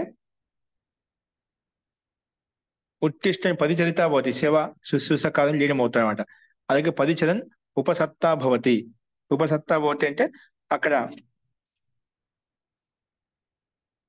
సమీపంగా, అంటే అది గురువులకైనా ఆచార్యులకైనా సమీపంగా ఉండగలుగుతాం. అంటే అన్ని క్రియాకలాపాలు చేయగలుగుతాం. బలం ఉన్నప్పుడు మనం ఆ శక్తివంతంగా ఉంటూ శక్తితో యుక్తమైపోయి ఏ కర్మలు చేయాలో అటువంటి కర్మానుష్ఠాన్ని అనుసరిస్తూ సాన్నిధ్యాన్ని పొందుతాడనమాట. అందుకే ఇక్కడ పరిచయం ఉపసత్తా భవతి, ఉపసీదన్ ద్రష్టా భవతి అని ఈ రకం క్రమంగా చెప్పుకుంటూ వచ్చానమాట. ఇక్కడ పరిచరిత అంటే ఏదైనా గురువుకి సేవా శుశ్రూష చేయడం లీనమవుతాడనమాట. అలా గురువుకి సేవా శుశ్రూష కర్మ వ్యక్తి ఉపసత్త అంటే ఆ గురువు సమీపంగా ఉంటూ, ఉపసత్త అంటే శిక్షను గ్రహించగలుగుతామట. అలాగే అక్కడ దగ్గరగా ఉంటూ వాడు మంచి ద్రష్టగా అంటే ఒక మంచి జ్ఞాతగా తయారవుతాడనమాట. అలాగే మంచి శ్రోతగా తయారవుతాడనమాట. మంచి మననం చేసేటువంటి వ్యక్తిత్వాన్ని పొందగలుగుతాడు. బోద్ధ అంటే అన్ని విషయాలు తెలుసుకునే జ్ఞానిగా తయారవుతాడు. అంటే అలాగే కర్తాభవతి అంటే సమస్త కర్మలు చేయడానికి అతను సామర్థ్యం కలిగిన వాడే అవుతాడు. ఈ రకంగా విజ్ఞాత భవతి, విశేష జ్ఞానంతో యుక్తుడు అవుతాడు. ఈ రకంగా అది బలం ఉన్నట్లయితే ఆ బల సహాయం చేత అన్ని పొందగలుగుతాడు. బలమే లేకపోతే ఏం పొందలేడు అన్నమాట. మరి ఆ బలమే అన్నిటికీ ఆధారం. కాబట్టి నువ్వు బలాన్ని బ్రహ్మగా భావించి ఉపాసన చెయ్యి. చెప్పాను 100 మంది జ్ఞానుల కంటే లేదా అనేక మంది జ్ఞానుల కంటే కూడా ఒక బలవంతుడే అందరినీ కంపింపజేస్తా అని చెప్పుకున్నాం. అందుకే ఎప్పుడైతే అందులో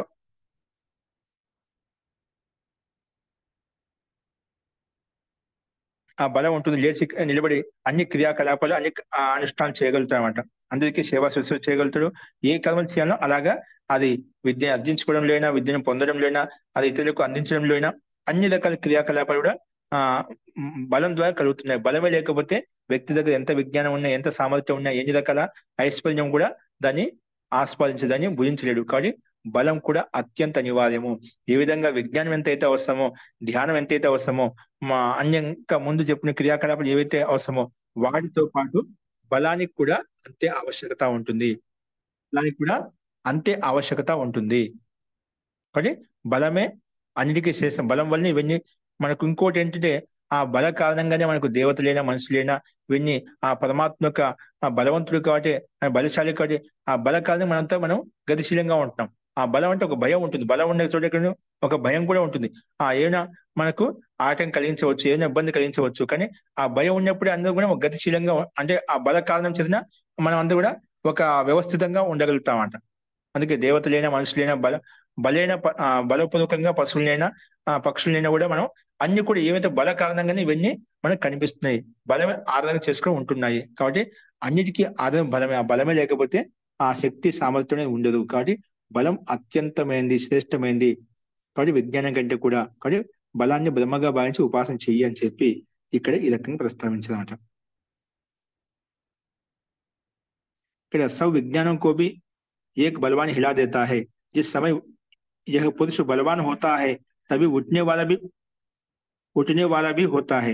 उठकर ही परिचर्या करने वाला होता है तथा परिचर्या करने वाला होने पर ही उपसद करने वाला होता है और उपसद करने वाला होने पर ही दर्शन करने वाला होता है, श्रवण करने वाला होता है, మనన करने वाला होता है, బోధవాన్ భవతి. అలాగా ఒక్కొక్క దాంట్లో ఎన్నిటికి ఏం క్రియాకలాపాలు చేయాలో బలమే ఇక్కడ పనిచేస్తుంది అనే విషయాన్ని ఇక్కడ ఇచ్చారనమాట.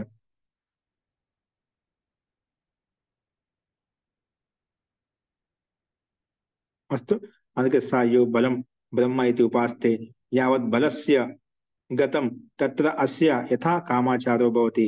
యో బలం బ్రహ్మ ఇది ఉపాస్తే బ్రహ్మ ఇది ఉపాస్తే మనకి ఎవరైతే ఆ బలాన్ని బ్రహ్మగా భావించి ఉపాసన చేస్తుందో వారికి ఆ శక్తి సామర్థ్యం కలుగుతుంది అని చెప్పి ఈ రకంగా చెప్పుకున్నాం. కానీ ఈ బలానికి అయితే ఎంతైతే గతి ఉంటుందో ఆ గతి వరకు యథా కామాచారో భవతి. అంతవరకు ఆ బలం యొక్క సామర్థ్య గతి ఎంతో అంతవరకు ఆ ఉపలబ్ధి కలుగుతుంది. అంతవరకు సీమ వరకు. అది సంపూర్ణ జ్ఞానం కాదు, అది ఒక భాగమే, అందులో ఒక భాగమే. కాబట్టి దీనికంటే బలం కూడా ఏమైనా శ్రేష్టమైంది అని అడిగినప్పుడు అస్తి భగవో బలాద్ భూయ ఇది. బలం కంటే కూడా ఏదైనా ఒక శ్రేష్టమైనది ఏదైనా ఉందా అంటే బలాద్ వామ భూయో అస్తి ఇది. బలం కంటే భూయ అంటే ఎక్కువ ఆ సామర్థ్య కలిగిన సత్తా కూడా ఉంది. తత్ మే భగవాన్ బ్రవీతు ఇది. అయితే హే భగవాన్ నాకు అది ఉపదేశించు అని చెప్పి మళ్ళీ ప్రార్థిస్తానమాట. ఇది అష్టమ ఖండ. ఇది అష్టమ ఖండంలో బలం గురించి ప్రస్తావించబడింది. మరి బలమే అన్నిటికీ కారణం. మనకు బలం ఉన్నట్లయితేనే మనం ఏదైనా అన్ని క్రియాకలాపాలు చేద్దాం. బల కారణంగా అందులో మనం భయపడుతున్నాం. బలం ఉన్నది మనకంటే బలవంతున్నాం అనుకోండి, అంత మనం వ్యవస్థితంగా ఉన్నాం. అందుకంటే బలవంతుడు ఆ పరమాత్మ కోసం నడుస్తున్నాడు. లేకపోతే మనకు ఆ బలం సహాయం చేత మనకు ఏదైనా చేయగలుగుతామట. కాబట్టి ఆ బలం అనేది భయంతో కూడుకుని ఉంటున్నాడు. అంటే భయంతో మనం ఒక వ్యవస్థితంగా ఒక నియమంలో తీసుకెళ్తుంది. అంటే ఇక్కడ ఏంటి, ఎవరి అధికార బలం ఉండొచ్చు. బలం అంటే అనేక రకాల ఆత్మిక బలం అంటాం, మానసిక బలం అంటాం, శారీరక బలం అంటాం. అంటే బలాలు అనేక రకంగా ఉన్నాయన్నమాట.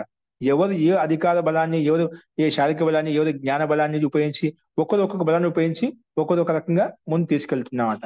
అంటే అన్నిట్లలో బలం అనేది అనివార్యంగా ఉంది. విజ్ఞాన బలం ఉంది, అలాగంటుంటా. అలా బలాలు అనేక రకాలుగా ఉంటాయి. కాబట్టి అనేక రకాలుగా ఉన్నాయి కాబట్టి అనేక రకాలుగా మనం కర్మాష్టలు చేస్తున్నాం. కాబట్టి అన్నిట్లో బలం అత్యంత అనివార్యంగా ఉంది. బలమే లేకపోతే మిగతావన్నీ కూడా ఏముండవు. కాబట్టి బలమే బ్రహ్మగా భావించు. ఇవన్నీ ఒక్కొక్క స్టెప్. ఇది లేకపోతే అది లేదని కాదు. ఇవన్నీ ఒకదాని కూడా పూరకాలు. ఇది ఉంటే ఇది ఉంటుంది, ఇది ఉంటే ఉంది. ఇది ఏ ఒక్కట్లేక మిగతాన్ని నశిస్తాయి. ఇంతవరకు అన్ని క్రమంగా చేసుకుంటూ వస్తున్నాము. అన్ని ఉండి బలం లేకపోతే ఇప్పుడు 100 మంది పండితులు అనుకున్నాం, 1000 మంది పండితులు అనుకున్నాం. 1000 మంది పండితులను కూడా నిర్బలంగా నిస్సహాయంగా ఉన్నా ఏం చేస్తారు? అదే జ్ఞానం ఉంది, విశేషమైన సామర్థ్యం ఉంది, అన్ని ఉన్నాయి. కానీ బలం లేకపోతే ఏమి చేయలేము. బలం ఉంటేనే ధ్యానం చేయగలుగుతాం, బలం ఉంటేనే కర్మ చేయగలుగుతాం, బలం ఉంటేనే ఇంకేదో 10 మంది చెప్పగలుగుతాం. ఆ బలమే లేకపోతే ఏం చేయలేము. కానీ బలము అత్యంత శ్రేష్టమైనది. ఒక్కొక్క మన అవయవంలో, శరీరంలో ఉండే ఒక్కొక్క భాగానికి అంత ప్రాధాన్యత మాట్లాడితే ప్రతిదీ పట్ల శ్రద్ధ కలిగి ఉండాలి. ఏమవుతుందంటే అని ఆహార విషయంలో అయినా, ఆరోగ్య విషయంలో అయినా, ఇంకా ప్రత్యేక క్రియాకలాప విషయంలో ప్రతి కర్మ క్రియానుష్ఠానం కూడా అని శ్రద్ధాన్వితంగా ఉండాలి అనేది మనకు ఒక సంకేతం తెలుస్తున్నాం. ప్రత్యేక కర్మ పట్ల, జడ వస్తువుల పట్ల, చేతన వస్తువుల పట్ల, ప్రత్యేక క్రియాకలాపాల పట్ల మనం ఎల్లప్పుడూ అలర్ట్ గా ఉండాలన్నమాట. ప్రతి క్షణం కూడా నీకు అది ప్రతి కర్మ, ప్రతి పదార్థం, ప్రతి వస్తువు కూడా ఏం చేసినా కూడా అది పరమాత్మతో యుక్తమై ఉన్నమాట, ఆత్మయుక్తమై ఉన్నమాట, అది విశేష జ్ఞానంతో యుక్తమై ఉన్నమాట. అది బ్రహ్మ యొక్క అంశములే అనమాట.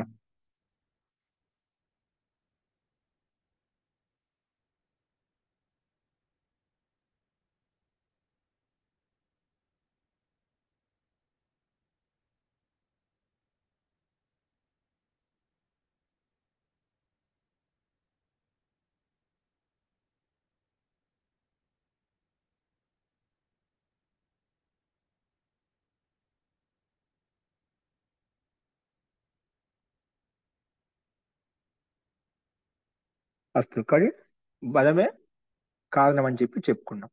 ఓకేనా? సో అలాగే ఆ బలం కంటే కూడా శ్రేష్టమైన ఏదైనా ఉంది అని అడిగినప్పుడు బలం కంటే కూడా శ్రేష్టమైనది అన్నం. అన్న కారణంగానే మనం అన్ని చేయగలుగుతున్నాం. చూడండి, అన్నం వావ బలాత్ భూయ తస్మాత్ యద్ అపి దశ రాత్రి నా అశ్నీయాత్ యది ఓ అశ్నీయాత్ అద్యుహు కేవలం జలం మాత్రం తీసుకుంటున్నామట. అద్యుహ జీవేత్ అథ అథవా ద్రష్ట శ్రోత మంత బోద్ధ కర్త విజ్ఞాత భవతి అథ అన్నస్యై ద్రష్టా భవతి, శ్రోతా భవతి, మంథా భవతి, బోద్ధా భవతి, కర్తా భవతి, విజ్ఞాతా భవతి, అన్నం ఉపాస్వ ఇది. అంటే అన్నమే బలమైంది. అంటే బలం కంటే కూడా మళ్ళీ అన్నం శ్రేష్ఠుంది. నీకు ఆ బలం కూడా రావాలి. ఎలా వస్తుంది? నీకు బలం వచ్చిందంటే ఆ బలం ఎక్కడి నుంచి వచ్చింది? ఆ బలం రావాలంటే నీకు అన్నం ఉండాలి. అందుకే అన్నమే శ్రేష్టమైంది. బలం కంటే కూడా అన్నం శ్రేష్టమైంది. అందుకే అన్నం భావ బలాత్ భూయ, అన్నమే కంటే బలం కంటే కూడా అన్నమే శ్రేష్టమైంది. అందుకే తస్మాత్ యద్యపి దశ రాత్రి నా అశ్నీయాత్. ఒకవేళ మనం 10 రోజుల వరకు తినకుండా ఉన్నట్లయితే అక్కడ మనం జీవించి ఉంటామంట. దశ రాత్రి నా అశ్నీయాత్ అద్యుహు జీవేత్. అతను జీవించగలిగి ఉంటాడు. జీవించగలిగినప్పటికీ అథవా జీవించి ఉన్నప్పటికి కూడా అతను ఎలా ఉంటాడంటే అతనిలో ఆ సామర్థ్యం అంటే అద్రష్ట అంటే చూడలేడు, అంటే దాన్ని ఏం తెలుసుకోలేడు, అశ్రత వినలేడు, అమంత మనం చేయలేడు, అబోద్ధ అంటే అది ఏది బోధింపబడదన్నమాట. దానికి అకర్త కర్మ చేయాలని అతని శక్తి ఉండదన్నమాట. అవిజ్ఞాత విషయ జ్ఞానం పొందలేడు. అంటే మనం చావడు కానీ చనిపోడు కానీ ఆ 10 రోజులకు తినకపోతే, అంటే అన్నం అనేది తినకపోతే మనసులో ఆ శక్తి నశించిపోతుంది. ఆ శక్తి ఉండదు. అంటే ఏ కర్మలు కూడా కర్మాష్టం చేయలేడు, ఏ కర్మాష్టం కూడా చేయలేడు. ఆ రకమైన స్థితి ఉత్పన్నమవుతుంది. కాబట్టి మనం అన్నమే ఇక్కడ అత్యంత బలాన్ని ఇచ్చేటువంటి శక్తివంతమైంది. కాబట్టి ఇక్కడ ఆ దశరాత్రి నా అస్నీయాత్ యది ఊహ జీవేత్. తినకపోయినప్పుడు కూడా అతను జీవించి ఉండగలుగుతామట. నా అస్నీయాత్ నిశ్చయంగా జీవించి ఉంటాడు. అథవా జీవించుండే కానీ అద్రష్ట అశ్రోత అంటే చూడటానికి శక్తి ఉండదు, వినటానికి సామర్థ్యం ఉండదు, మనం చేయడానికి సామర్థ్యం ఉండదు, ఇలాగా అబోద్ధ తెలుసుకోవడానికి కూడా సామర్థ్యం, ఇలా అన్ని స్థితి అంటే అభావంలో ఇంద్రియాలు క్షీణంగా దుర్బలం అయిపోతాయి అన్నం లేకపోవడం వలన. అందుకే అన్నస్య ఆయే, అన్నం ప్రాప్తమైనప్పుడే ద్రష్టాభవతి, ఇవన్నీ పైన చెప్పిన విధంగా జ్ఞాతాభవతి, విజ్ఞాతాభవతి అంటే ఇవన్నీ కూడా పొందగలుగుతామట. అంటే వినగలుగుతాడు, చూడగలుగుతాడు, తెలుసుకోగలుగుతాడు, అలాగే అన్ని రకాలుగా క్రియానుష్ఠానం చేయగలుగుతాడు. కాబట్టి అన్నమే శ్రేష్టమైంది. అన్నాన్ని బ్రహ్మగా భావించి ఉపాసించాలి. అందుకే అన్నం వై బ్రహ్మ, అన్నం బ్రహ్మస్వరూపం అంటున్నాం, పరబ్రహ్మ స్వరూపం అన్నం అంటున్నాం. అలాగే ఆ పరబ్రహ్మ స్వరూపం అన్నాన్ని మనం బ్రహ్మగా భావించి ఉపాసన చేయాలి. అందుకే అన్నం ఉపాస్వ ఇది, అన్నాన్ని బ్రహ్మగా భావించి ఉపాసన చెయ్యి అని చెప్తాడు. అలా చెప్పిన తర్వాత యో అన్నం బ్రహ్మ ఇది ఉపాస్తే అన్నవతో వైసా లోకాన్ పానవతో అభిసిద్ధ్యతి.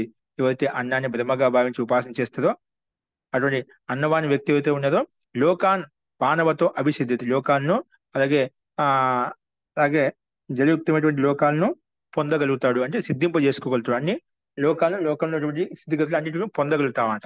అంటే అన్నం ఉన్నట్లయితే అన్నీ ఉన్నట్లయితే అని సిద్ధింపజేసుకోవాలంటే సకల సామగ్రి అంతా కూడా అతనికి సిద్ధిస్తుంది.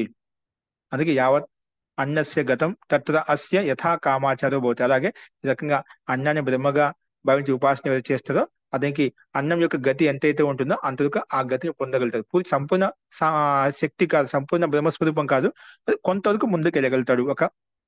ఒక స్టేజ్ దాటుకుని ఒక స్థాయిని పొందగలుగుతాడు ఎవరైతే అన్నాన్ని బ్రహ్మగా భావించి ఉపాసన చేస్తారో అని చెప్పుకున్నాం. కాబట్టి అన్నాన్ని బ్రహ్మగా భావించి ఉపాసన చెయ్యి. ఇలా చెప్పిన తర్వాత అస్తి భగవో అన్నాద్ భూయః ఇది, అన్నాద్ భావ భూయో అస్తి ఇది తన్మే భగవన్ బ్రవీతు ఇది. అయితే అన్నం కంటే కూడా శ్రేష్టం ఇంకేదైనా ఉందా అని మళ్ళీ నారద ముని అడిగినప్పుడు అన్నం కంటే శ్రేష్టమైన తత్వము ఉంది, అయితే అది నాకు ఉపదేశించు అని చెప్పి నారద ముని ప్రార్థిస్తాడు. అదేంటో మనం చూద్దాం. అన్నం కంటే శ్రేష్టమైనది జలము. మనం చెప్పుకున్న ప్రారంభంలో కూడా సంకేత రూపంలో. అలాగే అన్నము కూడా ఉత్పన్నం కావాలంటే జలం ఉండాలి. కానీ జలమే అన్నం కంటే శ్రేష్టమైనది. కాబట్టి దాన్ని బ్రహ్మగా భావించి ఉపాసన చేయమని చెప్పి ఆ రకంగా ఉపదేశిస్తాడు. ఈ రకంగా మనం ముందుగా 9వ ఖండం వరకు మనం చూసాం. అవి క్రమంగా మిగిలిన అంశాలు ఏవైతే ఉన్నాయో రేపు చూద్దాం. ఇప్పుడు ఎవరో ఏదో చెప్పబోతున్నారో సందేహం చెప్పండి. మహోదయ, ఇప్పుడు నామం బ్రహ్మ ఇది ఉపాసిత అంటే మనకి మాకు అర్థమైంది ఏంటంటే ఏదైనా నామం ఒక సంజ్ఞ ఉందనుకోండి, అదే కదా నామం. అది ఏదైనా అది బ్రహ్మాన్ని ఉపాసన చెయ్యు అనే కదా మహోదయ అర్థం. అంటే మీరు ఏ సంజ్ఞ తీసుకున్నా అది బ్రహ్మం. అంటే ఏ వస్తువు చూసినా అది బ్రహ్మాన్ని తెలుసుకొని ఉపాసన చెయ్యి అన్న ఉద్దేశమా మహోదయ అందులో? నామ బ్రహ్మ ఇది ఉపాసన ఒక భాగం ఒక గతి అంతే, కొంతవరకు ఏమంట ఏ తీసుకున్నా ఒక్కొక్కటి చెప్పుకున్నాం. దానికి గతి ఎంతో నీకు అంతవరకు ఉపలబ్ధి కలుగుతుంది అంతే. అదే అంతిమ స్థితి కదా, అదే పూర్ణ స్వరూపం కదా బ్రహ్మ యొక్క. దాన్ని దాటుకుంటూ వెళ్ళిపోవాలి. ఇప్పుడు శబ్దం ద్వారా ఒక నామం ద్వారా ఒక ఋగ్వేదం చెప్పాం, ఋగ్వేదం జ్ఞానం తెలుసుకున్న తర్వాత ఇవన్నీ క్రమంగా ఇప్పుడు మనం చెప్పుకునే తత్వాన్ని మన బ్రహ్మాండ తత్వాలు పిండాల తత్వాలు పని చేస్తామని ఒక్కొక్క స్టెప్ ను ఒక్కొక్క ఇంద్రియాన్ని ఒక్కొక్క అవయవాన్ని దాటుకుంటూ ఒక్కొక్క సామర్థ్యాన్ని దాటుకుంటూ ముందుకు వెళ్ళిపోవాలన్నమాట. సంపూర్ణంగా తెలుసుకున్నప్పుడే సంపూర్ణంగా అన్ని క్రియాకలాపాలు మన ఒక వ్యక్తి పనిచేయడానికి ఎన్నైతే పూర శరీరం పనిచేస్తుందో, పూర బ్రహ్మాండం పనిచేస్తుందో, అంటే ఒక వ్యక్తి గతిశీలంగా ఉంటున్నాడు, సంపూర్ణ బ్రహ్మాండం సంపూర్ణ పిండం పనిచేస్తున్నాడు ఇక్కడ. అంటే ఆ పరమాత్మ యొక్క శక్తి పనిచేస్తున్నాం అంట. ఆ సంపూర్ణ పరమాత్మ శక్తిని మనం తెలుసుకోవాలంటే ఆ సంపూర్ణంగా తెలుసుకోవాలి. ఇప్పుడు మనం ఇవన్నీ చేసేటప్పుడు ఒక అవయవాన్ని మాత్రం పూజిస్తున్నాం, ఒక అవయవం మాత్రం స్థుతిస్తున్నాం. అది అంతటితో కాకుండా మనం ఒక్కొక్క స్టెప్ దాటుకుంటూ వెళ్ళాలి. ఒక్కొక్క స్థితిని చూపిస్తున్నాం, ఒక్కొక్క స్టెప్ స్థాయిని దాటించుకుంటూ ముందుకెళ్తున్నాం అంట. అంతే బ్రహ్మమయమే, పరమాత్మమయమే ఉంది. కానీ పరమాత్మ యొక్క అంశం యొక్క దాని యొక్క గతి ఎంత, ఆ గతిని తెలుసుకోవాలి. దాని యొక్క సామర్థ్యంతో అంతే ఉపలబ్ధి కలుగుతుంది. ఇప్పుడు వస్తువు ఏదో అంటాం కదా, మనకు ఒక పదార్థం ఉంది, ఆ పదార్థం ఎంతైతే ఉందో దానికి అంతే అన్నం ఉత్పన్నం అవుతుంది. ఒక ధాన్యం తక్కువగా ఉన్నాయనుకోండి, ఆ తక్కువ మాత్రం యొక్క ఫల ఉపలబ్ధి దానివల్ల ఎంతమందికి భుజించగలుగుతాం, ఎంతవరకు శక్తి కలుగుతుందో, శక్తి వస్తుందో అంతవరకు శక్తి వస్తుందో అని. దాని యొక్క సామర్థ్యం అంతే. 1 కిలో ఉన్నాయి, అది సామర్థ్యం పెంచుకున్నా ఒక 10 కిలో అనుకోండి, అది ఇంకా 100 మంది 50 మంది తినేయగలుగుతుంది అన్నమాట. అలాగా మనము అల్ప మాత్రను తీసుకొని ఆంశిక రూపాలు తీసుకొని సంపూర్ణంగా ఇదే బ్రహ్మస్వరూపం కదా అని చెప్పి ఒక భాగానికి ఉపాసన చేస్తా అంటే అది నీకు సంపూర్ణ రూపం కాదు. అది నీకు పుష్టిని ఇవ్వదు, నీకు బలాన్ని ఇవ్వదు. ఒక భాగం సంపూర్ణ పుష్టి కాదు, సంపూర్ణ వికాసం కలిగినప్పుడే ఆ బ్రహ్మ యొక్క స్వరూపం తెలుసుకోగలుగుతాము. ఈ పరమాత్మ యొక్క బ్రహ్మాండం పరమాత్మ యొక్క స్వరూపం. ఆ పరమాత్మ స్వరూపాన్ని ఏదో ఒక భాగాన్ని పట్టుకుంటే మనం సంపూర్ణంగా ఆ పరమాత్మ యొక్క స్వరూపం చూడలేము. అలాగే ఇక్కడ కూడా మనం ఒక్కొక్క అవయవాన్ని ఒక్కొక్క స్థానం తీసుకుని దాటుకుంటూ వెళ్తున్నట్టే ప్రతిదీ కూడా సంపూర్ణంగా ఉండాలి. సంపూర్ణంగా తెలుసుకున్నప్పుడే, అలాగా అన్ని పని చేసినప్పుడే మనం సంపూర్ణమైన జ్ఞానాన్ని, సంపూర్ణమైన బ్రహ్మతత్వాన్ని, ఆత్మతత్వాన్ని పొందగలుగుతాము. మీరు చెప్పిన ఒక భాగము, ఆ ఒక భాగం ఎంత సామర్థ్యం అంతే గతి కలుగుతుంది, అంతది ఉపలబ్ధే. కానీ అదే పట్టుకొని బ్రహ్మగా భావించి నేను ఇదే చేస్తా అంటే నీకు ఆంశిక రూపంలో ఉంటాం, అది అక్కడే ఉంటాను. పూర్తిగా మనం దాటుకొని ముందుకు వెళ్ళలేము. కానీ ఒక్కొక్క స్టెప్ దాటుకుంటూ ముందుకు వెళ్ళాలనేది ఇక్కడ ఉపదేశం అనమాట. అస్తు మహోదయ. ఇప్పుడు తర్వాత చిత్తంని బ్రహ్మ ఇది ఉపాసిత అంటే అక్కడ అర్థం అవ్వలేదు మహోదయ. ఇప్పుడు వస్తువు అంటే అర్థమైంది, అర్థం కావట్లేదండి. ఉపాసించటము అంటే పూర్తిగా కరెక్ట్ గా మాకు అర్థమైనట్టే చెప్పండి. ఉపాసించటం అంటే ఇప్పుడు మనసును ఉపాసించాలి, విజ్ఞానం ఉపాసించాలి, బలాన్ని ఇక్కడ ఉపాసించాలి. చిత్తం అంటే ఒక అనుభూతి. నువ్వు ఏంటి ఇప్పుడు భోజనం చేస్తున్నావు, తాగుతున్నావు, ఒక అనుభూతి కలుగుతుంది, ఫీలింగ్ కలుగుతుందా చిత్తం అనేది. అలా ప్రతిదీ కూడా అవునండి. అనుభూతి కలుగుతుంది అన్నమాట. ఏం చేసినా ఒకటి సంతోషం, ఆనందం ఒకటి కలుగుతుందన్నమాట. అటువంటి ప్రత్యేక క్రియాకలాపంలో అనుభూతి అది చిత్తంలో తెలుస్తుందన్నమాట. ఒక నామకం అస్తు మనకి ఏదో చెప్పాలి ఎలా కలుగుతుందంటే ఇలా నామకం ద్వారా మనం తెలుసుకుంటున్నాం. అస్తు మహోదయ, ధన్యవాద. ఓకేనా? అది మనం అస్తు మహోదయ, ఆ రకంగా ధన్యవాద మహోదయ. అనుభూతిని పొంది ప్రతి ఒక్కరు తెలుస్తుందని. అందుకే మనం ఏం చేసినా కూడా మనం ధ్యానావస్థితంగా చేసినట్లయితే అవన్నీ మనకు ఏది ఏ తంత్రం ఎలా ఏ పని చేస్తుందని చెప్పి అన్ని తెలుస్తుంటాయి అన్నమాట. అస్తు. ఓకే, అందుకే ఒకసారి మళ్ళీ మీరు స్వాధ్యాయం చేయండి. స్వాధ్యాయం చేస్తే మనకు తెలుస్తాయి. కొన్ని కొన్ని మాటి మాట చదవంగానే ఒక శబ్దం యొక్క స్వరూపం అర్థమవుతుంది. అస్తు మహోదయ. చిన్న సందేశం అండి. ఈ ప్రకాశం గారు కొంచెం గట్టి చెప్పండి. వినపడలేదా? ఓకే. మరి చిత్తాన్ని ఉపాసించండి, మనసును ఉపాసించండి, ధ్యానాన్ని ఉపాసించండి అన్నప్పుడు ఉపాసన అనే పదానికి కరెక్ట్గా నాకు ఒక అర్థం తెలవట్లేదు. తెలిసేమో కానీ అదే ఉపాసన అని తెలియట్లా. దాని గురించి చెప్పండి. ఉపాసించండి అని అంటారు. వినపడుతుందా నా మాట? ఉప అంటే సమీపంగా ఉంటాం అని. ఉప అంటే సమీపం. ఉప అంటే సమీపము. సమీపంగా ఉండి ఉపాసించాలి. ఇప్పుడు మనకేం చెప్పుకున్నాం? ధ్యాన విషయం చెప్పుకున్నాము. ఓకేనా? ఆ ధ్యానం చేస్తున్నామంటే ఇలా చేయలేము. ప్రత్యేక కర్మ మనం ధ్యానపూర్వకంగా చేయాలి. ధ్యానం అంటే ఉపాసన దగ్గర నుంచి చేయాలన్నమాట. ధ్యానం అంటే మనకు అక్కడ ఉంది అదే ధ్యానం చేయమని చెప్పినప్పుడు ఏదో ఒక శబ్దం తీసుకున్నాం, ఆ శబ్దాన్ని ఊరిక జపాష్టంలో పూజ చేయించడం, అదే చెప్పుకుంటే మాట చెప్పడం అని కాదు. అంటే ధ్యానం అంటే ప్రత్యేక కర్మ పట్ల మనం ధ్యానపూర్వకంగా చేయడము. ఏం చేసినప్పుడు చదువుతున్నాం, ఒక పదం ఒక వాక్యం చదివాం, అర్థం కాదు, మళ్ళీ ఒకసారి చదువుతాం, మళ్ళీ అర్థం కాదు, మళ్ళీ చదువుతాం, అది పూర్తిగా అర్థం అయిపోయింది, ధ్యానపూర్వకంగా చదివామన్నమాట. అది మన మనసులో మైండ్ అయిపోయి ఫిక్స్ అయిపోయింది అన్నమాట. అదే ఉపాసన. ఉపాసన అంటే దాని దగ్గర ఉండి తెలుసుకోవడం అన్నమాట. దగ్గర ఉండి అర్థం చేసుకోవడం, అది ఉపాసన. ప్రతిదాన్ని అన్నాన్ని ఉపాసించండి, జలం ఉపాసించండి. ఇప్పుడు అన్నాన్ని ఉపాసించమని చెప్పినప్పుడు ఏంటి? అన్నం గురించి రేపు వస్తుంది, రేపు చెప్పుకున్నాం. ఇక్కడ మనం చెప్పుకున్నాం ధ్యానం గురించి చెప్పుకున్నాం. అంతకంటే ముందు ఏం చెప్పుకున్నాం? మనకు విజ్ఞానం గురించి చెప్పుకున్నాం. ఆ విశేషమైన జ్ఞానం కావాలి. ఇప్పుడు చెప్పాం, మనం చదువుకుంటూ వెళ్తున్నాం, మన వాక్యం చదివేసి మనకు అర్థం కానుకుని ఆ విజ్ఞానం మనకు రాలేదు అన్నమాట. ఆ విశేష జ్ఞానం కలగలేదు, దాన్ని మనం అభివ్యక్తం చేయలేము అన్నమాట. అది ఉపాసన చేయాలి అంటే దగ్గర నుంచి దాన్ని తెలుసుకోవడం అన్నమాట. అంటే ప్రతి కర్మ అలా తెలుసుకో అంటే అక్కడే లీనం కావడం అన్నమాట. ఆ కర్మ పట్ల లీనం కావడము అంతే ఉపాసన అంటే. తదగత వస్తువును తదగత పదార్థం జ్ఞానం తెలుసుకోవడం ఉపాసన. సమీపంగా ఉండి యథార్థంగా తెలుసుకోవడమే ఉపాసన. అస్తు మహోదయ. ఏ కర్మ ఎలా చేయాలో దాన్ని అలాగే చేయడమే ఉపాసన అన్నమాట. ఏ వస్తువు ఎలాగైతే ఉందో, ఏ పదార్థం ఎలాగైతే ఉందో దాన్ని అదే విధంగా అదే రూపాన్ని తెలుసుకుని అదే విధంగా దాన్ని ఉపయోగించుకోవడం ఉపాసన అన్నమాట. చిత్తము ఉపాసన చేయమన్నారు కదా, చిత్తము విజ్ఞానం ఉపాసన చేయమన్నారు. బలాన్ని ఉపాసన చేయాలి అంటే అన్నిట్లో దాంట్లో లీనమై చేయాలి. బలం గురించి, చిత్తం గురించి, చిత్తం గురించి లీనమై చేయాలన్నమాట. లీనమై చేసినట్లయితే అనుభూతి. ఇప్పుడు చిత్తం అని చెప్పి అనుభూతి అంటే ఒక్కొక్క మన శరీరంలో అనేక అవయవాలు ఉన్నాయి. అనేక అవయవాలు ఒక్కొక్క అవయవానికి ఒక దాయత్వం ఉంది, ఒక పని ఉందన్న. అది ఆ పని చేస్తూ ఉంటుంది అన్నమాట. ఆ వస్తువు, ఆ ద్రవ్యం ద్వారా, ఆ పదార్థం ద్వారా అనుభూతి కలుగుతూ ఉంటుంది అన్నమాట. అంటే ఏ పిండంలో ఏ అవయవాలు మనకు ఇంద్రియాల కాంచి మొదలుకు అన్ని ఏవైతే ఉన్నాయో, ఏ అవయం యొక్క దాయత్వం కార్యం ఉందో ఆ కార్యం ఆ పని చేస్తాయి. ఇంద్రియాల కార్యం చూడటానికి పనిచేస్తాయి, చెవులు వినటానికి పనిచేస్తాయి. అంటే ఏ అవయవం ఏది కావాలనో, ఏ జ్ఞానం కావాలనో, ఏ విజ్ఞానం కావాలనో తదగత ఇంద్రియం ద్వారా, తదగతమైన పదార్థం ద్వారా, తదగతమైన వస్తువు ద్వారా మనకు ఆ జ్ఞానం కలుగుతుంది. అంటే సమయానుకూలంగా దాన్ని ఉపయోగించుకోవాలి, అవసరమైనంత వరకు. కానీ వీళ్ళకి ఆధారం ఆత్మ ఆ శక్తిని ఇస్తుంది. ఆత్మ జ్ఞానం ద్వారా మనకు ఆ ప్రేరణ కలుగుతుంది. ఆత్మ సహాయం చేత మన ఇంద్రియాలన్నిటికీ పని చేయించుకోవడం. అంటే దేవుడికి ఏ పని పెట్టామో ఆ పని చేయడం అంతే. రాజా అందరిని శాసిస్తున్నాడు, అలాగే ఆత్మ మనం శాసిస్తుంది, ఇంద్రియాలను శాసిస్తున్నమాట. ఏ దైత్యం చెప్పి ఆ దైత్యం చేయాలి. ఏ పని చేసినా భగవంతుడు జయిస్తున్నాడు అని మనసులో అనుకోవాలండి. మరి పరమాత్మ చేయిస్తున్నాక పరమాత్మ మన దగ్గర ఉన్నాడు అనుకోవాలి. పరమాత్మ దగ్గర ఉన్నాడు అంటే భయం ఉంటుందన్నమాట. భయం అంటే ఏంటి? ఏకం ఎలా అలా చేస్తాం. పరమాత్మ చేయించడం కాదు. పరమాత్మ అంటే మనం తప్పు చేస్తున్నాం, పరమాత్మ తప్పు చేస్తున్నాడు అయితే పరమాత్మ ఉన్నాడు, తప్పు చేస్తే అందిస్తాడు. పరమాత్మ అన్ని చూస్తున్నాడు. ఎవరు చుల్లి అనుకుంటున్నామో పరమాత్మ ప్రతి కణకణంలో వ్యాపించు. నేను చేసే ప్రత్యేక ఆలోచన విధానంలో అంత పరమాత్మ ఉన్నాడు. నేను ఏం ఆలోచించినా, ఏం చేసినా కూడా ఆ మంచి అయితే నాకు సుఖాన్ని ఇస్తాడు.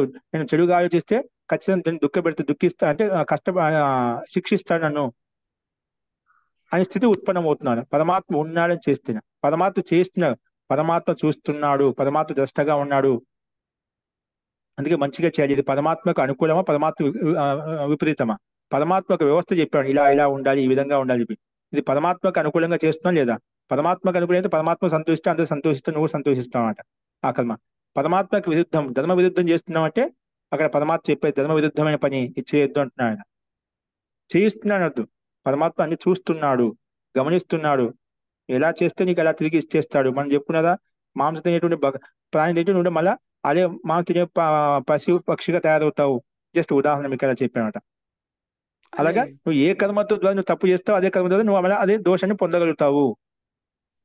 అదే విధంగా శిక్షణ దేనికి ప్రతిదానికి ఒక వ్యవస్థ ఉంది. అయితే గురూజీ ఒక సందేహం, మరి తప్పు చేసిన వాళ్ళని పరమాత్ముడు శిక్షిస్తాడు చూస్తున్నాడు అని అంటున్నాం కదా, ఎన్ని తప్పులు చేసినా పరమాత్ముడు వెంటనే శిక్షించట్లేదు, నేను ఇబ్బంది పడుతున్నాను కదా, మరి నా ఇబ్బంది సంగతి ఏంటి, వాళ్ళేమో బాగానే ఉంటుంటారు, ఎప్పుడు వాళ్ళని శిక్షిస్తాడు అనే ప్రశ్న వేస్తుంటారు. దానికి ఏం సమాధానం చెప్పాలి గురుగారు? నేనే వాళ్ళ శిక్ష అది తాత్కాలికం కనిపిస్తుందన్నమాట. ఏదో అంట కదా, అది చెప్పినా వినట్లా, మనం తాత్కాలికంగా ఇబ్బంది పడుతున్నాం కదా అని. తాత్కాలికంగా కనిపిస్తుంది. ఎందుకంటే ఏదో మనం విత్తనం వేసినామంటే మొక్క వచ్చేస్తుంది ఏంటి? రాదు కదా. రాదుగా, దాని ఫలం పొందాలంటే అలా ఎన్నో టైం ఏళ్ళు తీసుకుంటే పడుతుంది. దాని సమయం పడుతుంది అన్నమాట. అలాగే ఇప్పుడు వాళ్ళు అలా పోసుకుంటూ అలా కర్మ చేస్తూ దాని సామర్థ్యం అలా చేసుకుంటున్నాం. అది మెల్లమెల్లగా ఒక విజృంభించింది. అంటే అది లోపల దెబ్బగా దాని యొక్క పాపమైన పుణ్యం అనేది బాగా పల్లవిస్తూ ఉంటుంది, వికసిస్తూ ఉంటుందన్నమాట. ఒక సమయం వచ్చిన విస్ఫోటం అయిపోతుందన్నమాట. పూర్తిగా సంపూర్ణంగా నష్టం అయిపోతుంది. ఈ విషయంలో శ్లోకం చెప్తూ ఉంటాను. అధర్మేణ ఏదతే తావత్ తతో భద్రాన్ని పశ్యతి సపత్నాన్ జయతి అంతతో గత్వ సమూలస్తు వినశ్యతి. మూల సహితం నష్టం అయిపోతాడు అన్నమాట. ఇంకా మళ్ళీ తిరిగి లేవడానికి కూడా అవకాశం ఉండదు అనమాట. ఇప్పుడు లేవడానికి అవకాశం ఉంది, ప్రారంభంలో ఒకటి రెండు తప్పులు చేస్తుంది, సరి చేసుకోవచ్చు నువ్వు దాన్ని. అలాగే వెళ్తూ ఉన్నావు అనుకోండి, మళ్ళీ అలా తీసుకొచ్చి అలా కింద పాత్రలను కింద పడేస్తాడు. మళ్ళీ జన్మాంతరాలు అక్కడే కీట పతంగ క్రిమి పశు పక్షుల్లో ఉండు జన్మ అనుభవించాల్సి వస్తుంది. మనం తప్పు చేస్తున్నాము ఒకటి గుర్తు పెట్టుకోండి. మనకి ఎవరు సమాజం చెప్పినప్పుడు ఏమంటే అందరూ ఎవరు చూస్తున్నా అండి, అందరూ చేసే వాళ్ళు తప్పులు చేస్తున్నారు అని అలాగే ఉంటున్నా అంటే వాళ్ళని చూడటానికి బయట ఉండే సమాజంలో ఉండేటువంటి వ్యక్తులను చూడండి. తప్పులు చేసేది కాబట్టి పశు పక్షి రూపంలో ఉన్న తప్పులు చేసే కాబట్టి మనం ఆ ఆ మనం బయట నిర్ధన స్థితిలో కావచ్చు, రోగ స్థితిలో కావచ్చు, అలాగే ఇంకా మనం రకరకాల వ్యక్తిత్వం చూస్తున్నమాట. అంటే అది కుష్టి రోగంతో బాధపడుతూ, రోగాలతో బాధపడుతూ, మెంటల్ గా బాధపడుతూ రకరకాల వ్యక్తులు చూస్తున్నామా మనము. ఇవన్నీ పాప కర్మల యొక్క ఫలితం. ఎవరు సమాజంలో ఉండే వ్యక్తులు చూసినట్లయితే, ఆ కర్మను అనుభవిస్తున్నటువంటి వ్యక్తులు చూసినట్లయితే, ఆ బాధపడుతున్న వ్యక్తులు చూసినట్లయితే రేపు స్థితి నాకు కూడా అలా రాబోతుంది. ఎంతో మంది చూస్తుంటారు పాప కర్మలు చేసిన వాళ్ళు బయట సమాజ రోడ్ల మీద చూస్తుంటాం, బయట చూస్తుంటాం. చాలా జరుగుతున్నాయి. అయితే వీళ్ళు కాబట్టి ఆ ఏమంటారంటే, వ్యక్తులు చూసినట్లయితే అంటే మనం అలా పాపకం చేసి అలా పాపని పడిపోయాడు అని చెప్పి మనం వాళ్ళపై ఘృణాభావం ఉండకూడదు. ఘృణాభావం వల్ల నీళ్ళు మన దోషాలు ఉత్పన్నం అవుతాయి. అవునవును, ఈ ప్రత్యక్ష అయితే ఉదాహరణలు. నా జీవితం అది అది ఒక్క మాట అడ్డు వస్తున్నా, నా జీవితం నేను అయిపోద్ది కదా, ఈ లోపల వాళ్ళు ఏమవుతారు నాకు తెలియదు, నేను ఎన్ని బాధలు పడవలసి వస్తుంది వాళ్ళని చూసి, అయినా వాళ్ళని వదిలేస్తున్నాను, కానీ నా బాధ తగ్గట్లేదు కదా, వాళ్ళని ఎందుకు శిక్షించట్లేదు ఇమ్మీడియట్ గా అని క్వశ్చన్ వేస్తుంటారు చాలా మంది. ఆయన తగ్గడం ఖచ్చితంగా మళ్ళీ ఎక్కడికి పోదా మన బాధ తగ్గుతుంది. నువ్వు చేసిన తర్వాత మళ్ళీ జన్మ తీసుకుంటావు. ఒకే శరీరం అయిపోయిన తర్వాత మళ్ళీ వస్తే అక్కడి నుంచి నీకు అలాంటి స్థితి ఉత్పన్నం అవుతుందన్నమాట. నీ మెమరీ కార్డ్ మీ దగ్గరనే ఉంటుంది. అది సర్లేండి, నమస్తే అండి, కాబట్టి అర్థమైంది. శిక్షించడం అది ఖచ్చితంగా పరమాత్మ యొక్క అదే దాయత్వం. అదే కర్మ చేయడం వరకే మన వంతు, ఫలాప్రాప్తి గురించి మనం ఆలోచించకూడదు. ఖచ్చితంగా పరమాత్మ శిక్షిస్తాడు. వాళ్ళ శిక్ష వాళ్ళ గురించి అనుభవిస్తారు, మనం ఏమనుకోకుండా వాళ్ళలోకి వెళ్ళిపోకుండా వాళ్ళని పాపం తలవకుండా ఉంటే వాళ్ళ శిక్ష అనుభవిస్తారు. అది మనం కొంచెం వెయిట్ చేయాలా. జరుగుతూనే ఉన్నాయి అది ప్రపంచం దృష్టాంతరాలు చాలా సమూలంగా ఖచ్చితంగా దాని మహోదయ, కాబట్టి ధ్యానం వావా అంటే ధ్యానం ఏవా అని అర్థమా మహోదయ? అక్కడ వావా అనే మీరు శబ్దం అనేది నిశ్చయార్థం. అంటే ఏవా అనేది తీసుకోవచ్చు కదా, ధ్యానం ఏవా అని తీసుకోవచ్చు. తీసుకోవచ్చు. ధన్యవాదాలు మహోదయ, ధన్యవాదాలు. సమయం అభూత్ మహోదయ. ఈ విషయం మనం మళ్ళీ కర్మ విషయంలో మనం రేపు చెప్పుకున్నాం. ఓకేనా? చాలా ధన్యవాదాలు, నమస్తే. జీ రేపు అడగండి. రేపు లక్ష్మి గారు రేపు అడగండి. ఓకేనా? రేపు చెప్తాను. అంటే ఒక చిన్న మాట, సందర్భం వచ్చింది కాబట్టి అదే సందర్భంలో టైం అయిందంటే మళ్ళీ ఒక రేపు ఉంది కదా మన కాలం. జీ అదొకటి చెప్పండి, నేను రేపు సమాధానం చెప్తాను. మీ ప్రశ్న ఆ, చెప్పండి. ఒక ఒక గిన్నెలో అన్నం వండుకున్నప్పుడు అందరం తింటాం కదండి అదే అన్నము. అదే అన్నం తిన్నప్పుడు అందరికీ అదే గుణం ఉన్నప్పుడు ఒకరికి చేసిన కీడు అదే కీడు మనకి జరుగుతుందండి. ఇది నేను స్వయంగా తెలుసుకున్నది. అది ఒక్కటి చెప్తామని అనుకున్నాను. ఓకే, దీని గురించి మిగతా కూడా విచారించండి. దీంట్లో ఏమంటే సమాధానం వాళ్ళకి చెప్పండి ఎట్లా అని. ఓకేనా, రేపు నేను కూడా చెప్తాను. అస్తు శాంతి పాఠ.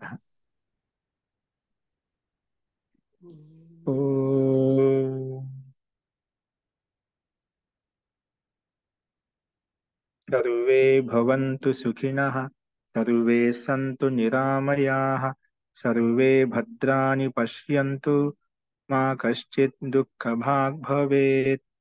ఓం శాంతి శాంతి శాంతి. సర్వేభ్యో నమః. అందరికీ నమస్కారం అండి.